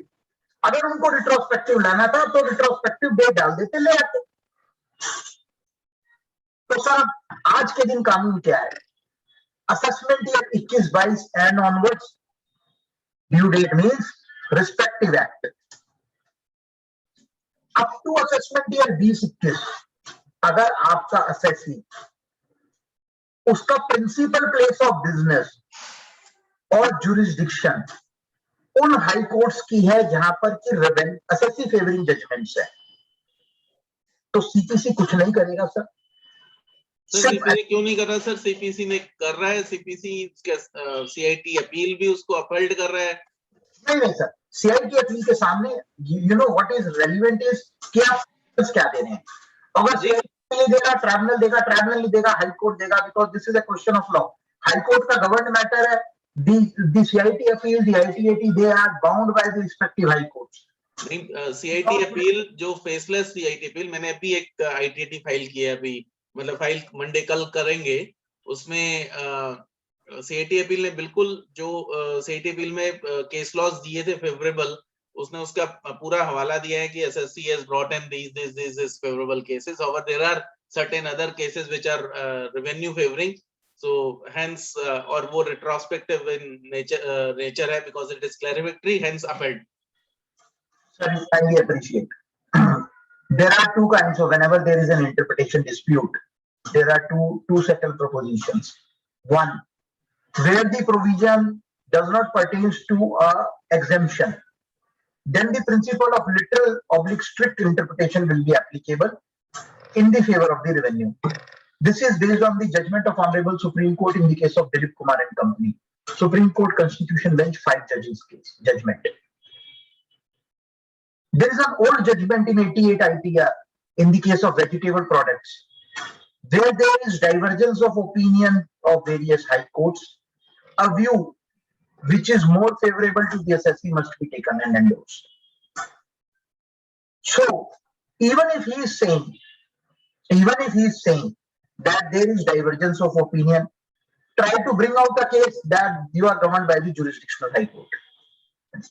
In case the jurisdictional high court is adverse to the assessee, please don't prefer any appeal or any other remedy. Deposit the tax and come out of it. Okay. If the assessee is governed by any other high court, which is neither adverse nor favorable, then please write the entire law that these are the high courts which are in favor, these are the high courts which are contrary, revenue favoring, and this is the Supreme Court judgment in the case of vegetable products. And based on this, the relief is being sought. And I can tell you, Satishji, in almost 200 to 250 matters, we have gotten orders from the faceless, NFAC, appellate orders from the CLP appeals in the faceless. So it's more of a presentation that you are able to articulate what exactly you want, what law it is as on the day, and what is the legislative intention. Now, in case I would have to controvert that learned CIT appeal who has passed an order in the case referred by you, I would have rebutted it by saying, A, what was the date with effect from which these provisions have been made applicable? B, what was the relevant chapter heading of the memorandum explaining the provisions of the finance bill under which it was placed? C, whether there was any kind of anti-abuse provisions or not. Is there anything which the assessee was doing or assessee was claiming which was otherwise illegal? We all know the provisions of 68 first proviso, 5627B, 56.210, 56.27A, 56.27B. There were 115 BBE. These all provisions, 271 AAC, 271 AAD, 271 AAB. These all provisions were inserted in the respective chapters of the memorandum explaining the relevant finance bill with the heading anti-abuse provisions, provisions meant to curtail black money. So this is not the chapter heading of the proposed amendment. The amendment is applicable prospective. There is no legislative intention. Nothing can be gathered from the speech of the finance minister also, because the honorable finance minister, in case it was something very glaring, the honorable finance minister could have also made out a mention that this was some kind of a dispute, or this was some kind of a anti-abuse thing, or a provision meant for the curtailment of the black money. So nothing like this has happened. And then refer to the honorable Supreme Court judgment in the case of Vatika Townships. Vatika Township. That is the classical Supreme Court judgment to understand the principle of retrospectivity of a fiscal statute. Vatika Townships Limited, Honorable Supreme Court.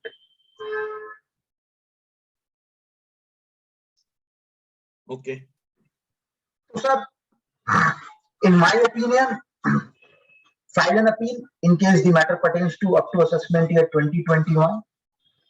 In case your assessee is guided by the favorable high court, do refer the favorable high court judgment. In case he's guided by an adverse high court judgment, don't pursue the legal remedy. In case no specific high court judgment is there, quote the entire law, entire provisions, and then refer to the Honorable Supreme Court in vegetable products. And then obviously prospectively going forward with effect from assessment year 21, 22 and further. Crystal clear now. It is crystal clear. Sir, here's a question. The intention behind this provision was to penalize those scrupulous employers who collecting the employees' contribution and depositing with delay. But now there are two different things: delay of 1, 2, 3, 4, 15 days, and delay of few months. So few days versus few months. So intention is that after 15th everything is added, and if it is only as if he has made money out of it, but ultimately he's not made money out of it. वो थोड़ा सिर्फ interest का portion है जो PF और ESI जो employees को कहीं ना कहीं pinch करेगा late deposit होने पर. Otherwise he is not making money. अब बहुत सारी बातें हैं. ये जो ESI PF की deduction है, that deduction is made on the day salary is made due on the last day of the month or first week of the month following the month of the salary. Now, whether actually salary is paid on that day, at times due to scarcity of money, debtor se realize nahi hua, actual payment of money is happening only say after say 1 month or 15 days or 20 days. And I have understood what you want me to speak on. Yeah. What Satinji is probably saying is that let us take an example for the month of April.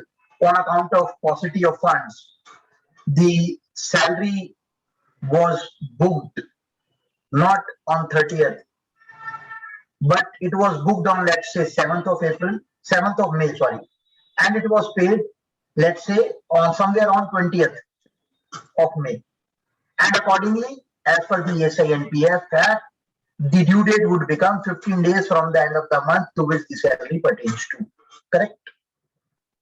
Or even if 30th April is a booking date, accordingly 15th May would be the due date. But actual payment of the wages is happening on 20th of May. So deduction actually happens on 20th of May. What happened is this issue was already adjudicated and raised before the Honorable Gujarat High Court in the earlier, round of litigation pertaining to Section 43 capital B, where it was linked to the due date of filing return under 139(1). And the Honorable Gujarat High Court had said that nothing doing, the right to receive the salary has accrued upon completion of or rendering of service on 30th itself. Yeah. And this being so, the mere payment, subsequent payment, cannot be so construed to defer the liability to deposit the statutory dues under the ESI and PF Act. I like to elaborate this from a different perspective also. Let's say beyond tax audit. Let's say, sir, let's come to Section 16 of the Income Tax Act. Now, what does Section 16 of the Income Tax Act says? Salary shall be taxed as per receipt or accrual, whichever is earlier. We all are aware that even the advance of salary is taxable. In the contrary, Section 192 of the Income Tax Act, 192 capital B, the deduction of tax on income chargeable under the head salary is to be made at the time of payment only. Yes. Time of credit to the amount or payment, whichever is earlier, but only at the time of payment. Okay. Now let us take a hypothetical situation that on account of an employee is working with an employer, and this is only one of the employees. There are also several employees, but his annual salary is 50 lakh rupees. The employer has made payment of TDS, made payment of salary to all other employees. Due to the salary being enormous for financial reasons or any other reasons, let's say, this employer continue to render services to the employer, but he has remained unpaid for the entire financial year. Now the tax auditor examines the books of accounts and he puts across a query to the SSC. Why no TDS on the salary of 50 lakh? Dear Mr. Jain, please refer to the provisions of Section 192 capital B of the Income Tax Act, which says that salary TDS shall be deducted at the time of payment. Since no payment of salary has been made with respect to this employee, I was not obligated to deduct any tax at source. For your reference, a confirmation of the email from the employee claiming that no salary has been paid is provided to you. ठीक है sir. अब बेचारे employee का क्या होगा sir? जब वो अपनी इस साल की इनकम टैक्स रिटर्न फाइल करेगा वो तो accrual क्या basis है। उसके पास तो बेचारे के पास पैसे भी नहीं आए से. So this is the same paradox. This is the same paradox of accrual, and it has already been adjudicated almost 8-10 years ago. Because I think I was in one of the seminars with the chairman of the regional council also, so the chairman also put across a similar query to me.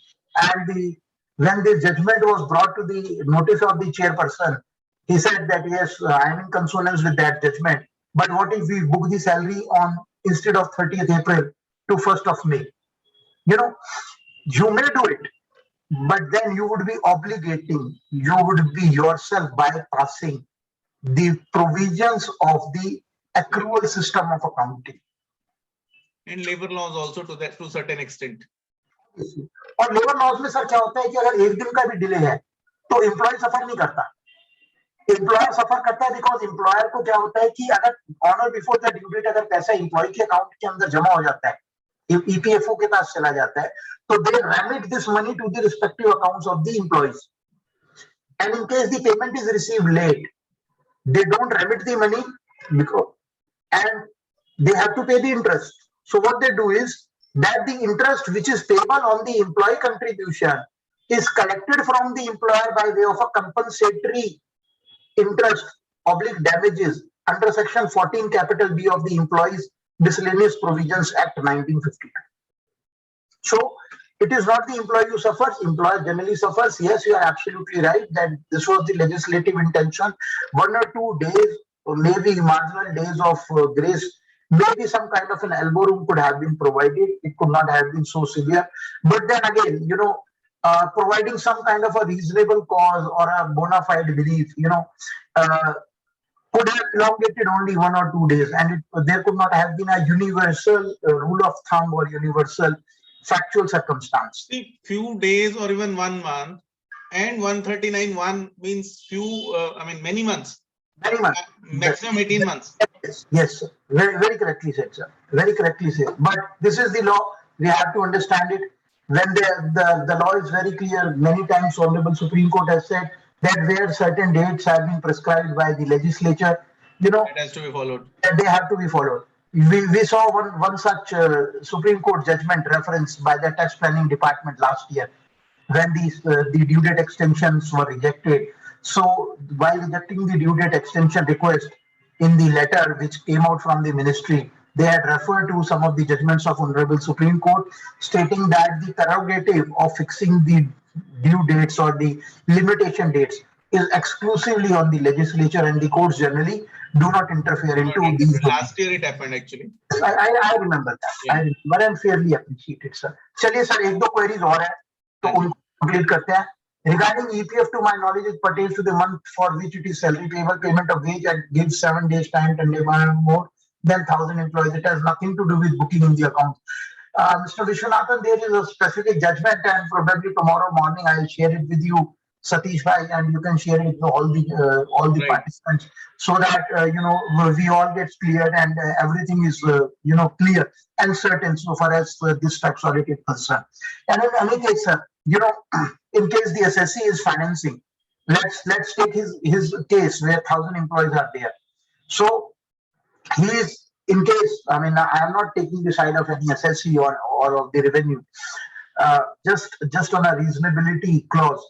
What the employer intend to do, having deducted the ESI or PF, do you intend to finance his trade cycle for 1 month or so? No. In case he intends to do so, he may rely on such like contentions, he may take such like pleas. But in case where there is a financial fraud, there is a financial distress, obviously in those cases, people have stopped paying salaries actually in order to avoid the rigors of the labor laws, because here in the Income Tax Act, the interest is 1% per month.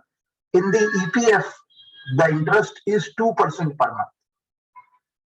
That similar is the situation of TDS. So people, where they are facing financial fraud, financial distress, they have stopped booking the salary itself, for the simple reason that otherwise they would become person responsible for deduction of tax at source, having defaulted for non-payment of tax, and also as under the respective labor laws legislatures. Yes, sir. Any other thing? Satishji, I think last I would like to make mention about two particular sections. Otherwise, most of the things we have already done. A is clause 26, and I would like to seek the opinion of the House as to whether they are considering the GST payable as on 31st March as tax for the purpose of Section 43 capital B of the Act or not. GST payable as on 31st March 2021 or at the end of the relevant previous year. In my opinion, it is a tax as duty fee which is required to be deposited on or before 139 one due date. So please remember this, because somebody might contend that there were judgments pertaining to service tax, where service tax payable remaining unpaid on or before 139 one due date, the additions made under 43 capital B were deleted by Delhi High Court, Bombay High Court, Rajasthan High Court. But then respectfully stating, these judgments were rendered based on a judgment which pertained to coming into force of the service tax point of taxation rules in 2011.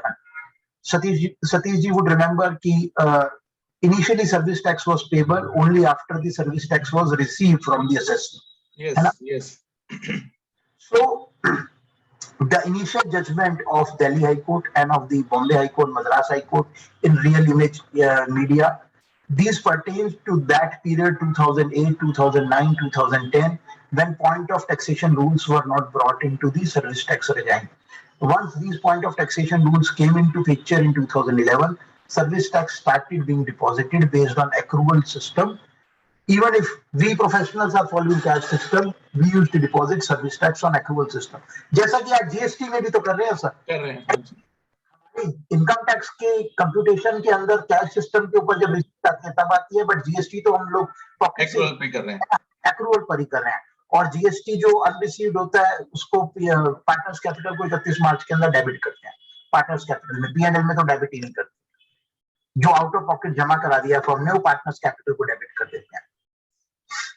नहीं समझ आया sir. ये नहीं समझ आया, दोबारा समझाता हूँ. Let's say for the month of March 2021, a chartered accountant firm following the cash system of accounting raised two invoices of one of 20 lakh, another of 40 lakh. ठीक है, 60 लाख रुपए के ऊपर लेट्स से 10 लाख रुपए जीएसटी का लायबिलिटी है. इन दो invoices में से 40 लाख का जो इनवॉइस था वो 31 मार्च से पहले उसका पेमेंट आ गया. ठीक है, लेट्स से उसका कॉरेस्पॉन्डिंग जीएसटी वो भी आ गया आपके पास 6 लाख रुपए. जो बाकी का इनवॉइस था 20 लाख का, वो 31 मार्च को रिसीवेबल था. But since you are following the cash system of accounting, we cannot show him as a debtor. At the same time, GST of 10 lakh on this entire 60 lakh rupees has been debited by the firm from its bank account. जिसमें से 6 लाख का तो reverse हो गया. तो आप 4 लाख रुपए के जीएसटी को क्या करेंगे? क्योंकि आप तो कैश सिस्टम फॉलो कर रहे हैं, तो जीएसटी रिफंड रिसीवेबल तो जीएसटी रिफंडेबल तो दिखा नहीं सकते डेबिट साइड पे. तो what will you show? So generally it's advisable to claim this GST deposited on unreceived revenue receivable to the capital accounts of the partner by way of drawing, and once in the subsequent year the payment is received, offer the income to tax and offer the GST received to the credit of the partner's capital. Okay. ठीक है, चलिए sir. So one was this query, and another thing I would like to discuss is para 23, sir, related party payments. You know what para 23, there is related party payments to be stated, and it is in distinction with accounting standard 18, because as per AS 18 we are required to state the related party transactions. So whether I have sold goods to a related party, as per AS 18 I am required to state that in the notes to accounts, but as per para 23, in case of sale to related parties, there is nothing which I am required to report. So sir, in case we are doing such like things or such like things are coming to our notice, please understand that only payments of the nature referred to in section 30 to 37 are required to be reported at para 23. Nothing more, nothing less. The only expenditure part. Only expenditure part, not income, not received. लोग loan लिख देते हैं कि loan आया related party से. Nothing doing at all. Number one. Number two, we as an auditor are not required to report as to whether these transactions or these payments for goods and services are commensurate to the fair market value of the corresponding goods and services bought oblique rendered away from unrelated parties. तो हमको सिर्फ quantify करना है sir, opinion express नहीं करना है. And I think with this I leave the session open to the house. अगर किसी की कोई भी query है तो I can discuss it. लगभग 6-4 हो चुका है sir, and everybody has been patient. और संख्या भी मुझे लगता है 151-152 तक पीक जाके गई थी सर, 200 नहीं पहुंची as तो अगर मेंटेन है सर लगभग 3 घंटा, तो this proves the zeal and zest of the members that even in the election year, even in the election, weather and environment, we are more focused about our dhanda, about the tax audit and its nuances. And hats off to all the participants, hats off to the attendees for being such a patient listener all along these 3 hours. And I am open for discussion on any query, sir, and any query and every query. Members, if you have any query, kindly raise. Otherwise, I was just thinking that 3 hours, at least 3 hours on the webinar, it's not fair for the speaker. In a seminar, it's okay, because in seminar, the thought of a speaker gets relaxed when queries are raised by the members, participants. Here in virtual, only speaker speaks. I was remembering, Satish ji, one of the seminars I had with you, and I was getting nostalgic. कि मैं सतीश जी को ना पर्ची लिख के दे देता था कि सतीश भाई 2 मिनट का थ्रोट रेस्ट मिल जाएगा, इतने कोई क्वेरी है आप ले लो. So but मुझे याद है एक बारी मैं वो कुछ थ्रोट वाला वो लेके भी गया था, वो जो lozenges ब्लैक कलर की टेबलेट्स थी. Yes sir. एक क्वेरी आई है सर. Yes sir. मैं पढ़ लेता हूँ. Sir, what is your final answer on clause 27 GST availment and utilization, whether to be reported or not? I think yes. I leave it to the prudence of the member. Considering it in the totality, in case I would have to conduct a tax audit and I would have to issue a tax audit report, I would have considered it in the background of other clauses which we had discussed. That is clause number 13D and E pertaining to the ICDS, as well as clause number 14B and 14A pertaining to the valuation of inventory and 145 capital A. In any case, since we are making out a working for the purpose of 145 capital A of the Income Tax Act, in my opinion, we have got everything there, sir. The opening balance of the GST input we have got the GST availed, we have got the GST utilized, we have got the closing balance of the input GST receivable. And there is nothing bad about in case it is reported. The only thing which is perhaps stopping us, in reporting this is that this requirement is only as per schema. It is not as per the gadget notification of the department.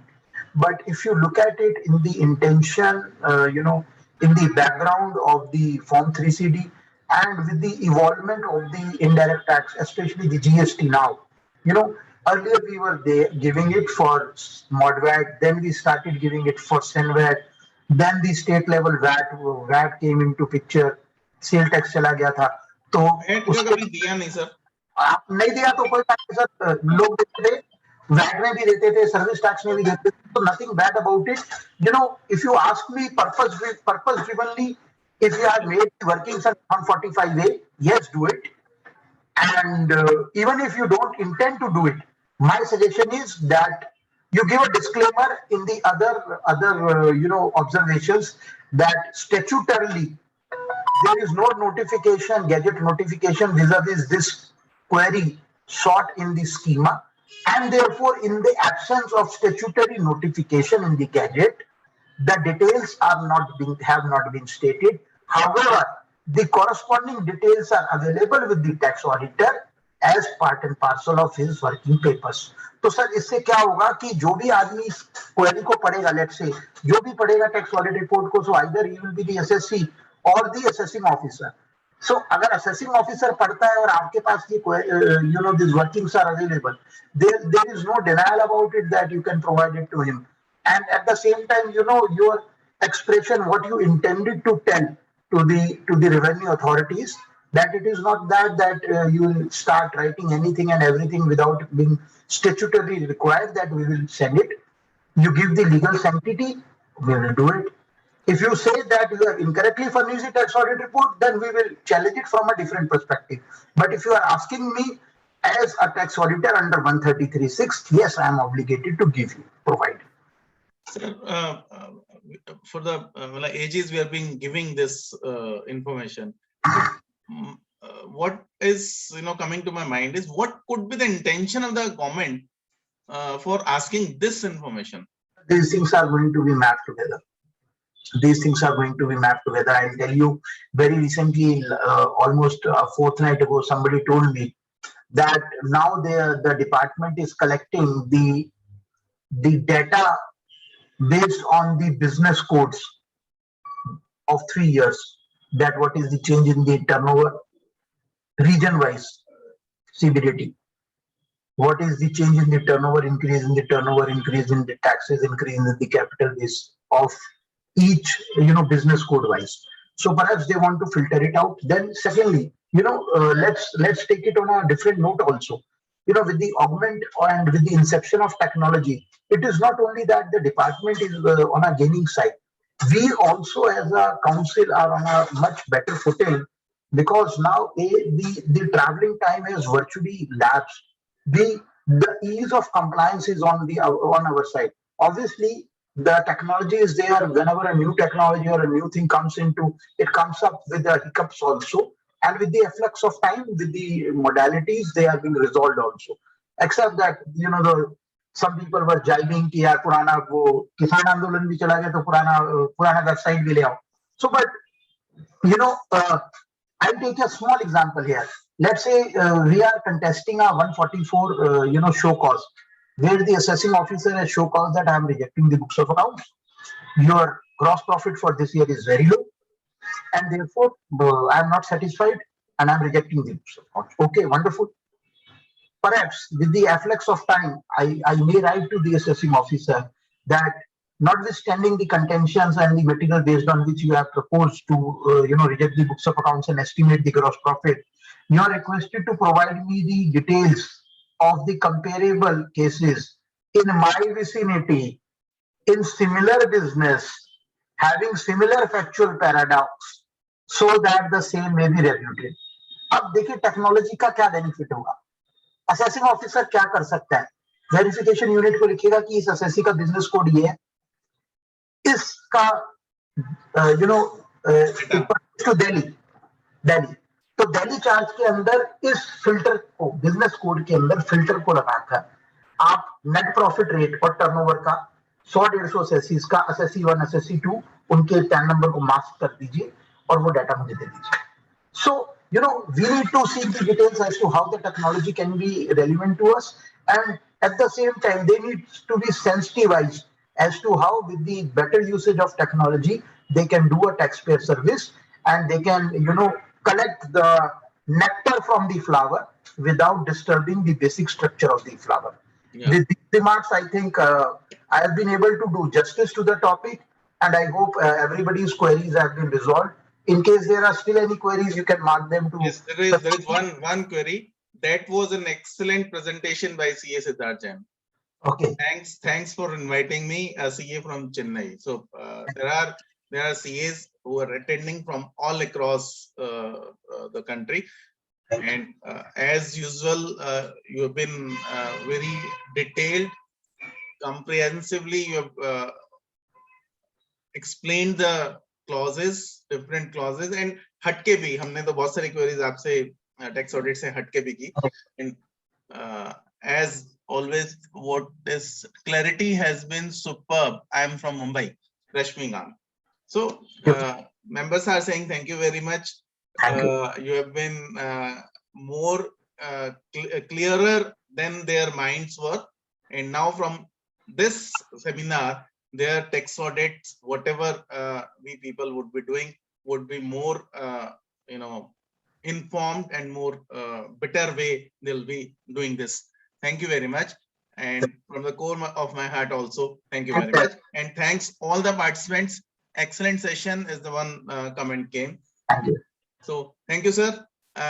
We'll meet in due course of time during certain elections meetings once again, and election days are coming 4th and 5th. और सब लोग जरूर votes डालें. ये हमारी जैसे कहते हैं ना, बिना वोट डाले तो कोई भी जीत के आएगा. वोट डाल के कम से कम आप अपने कैंडिडेट को लेके आएंगे. With these words, thank you very much. Thanks once again to all the participants and Sidharth. Thank you. Recordings would be made available to you and presentation would be made available, जो Sidharth जी मेरे को देंगे, through Telegram.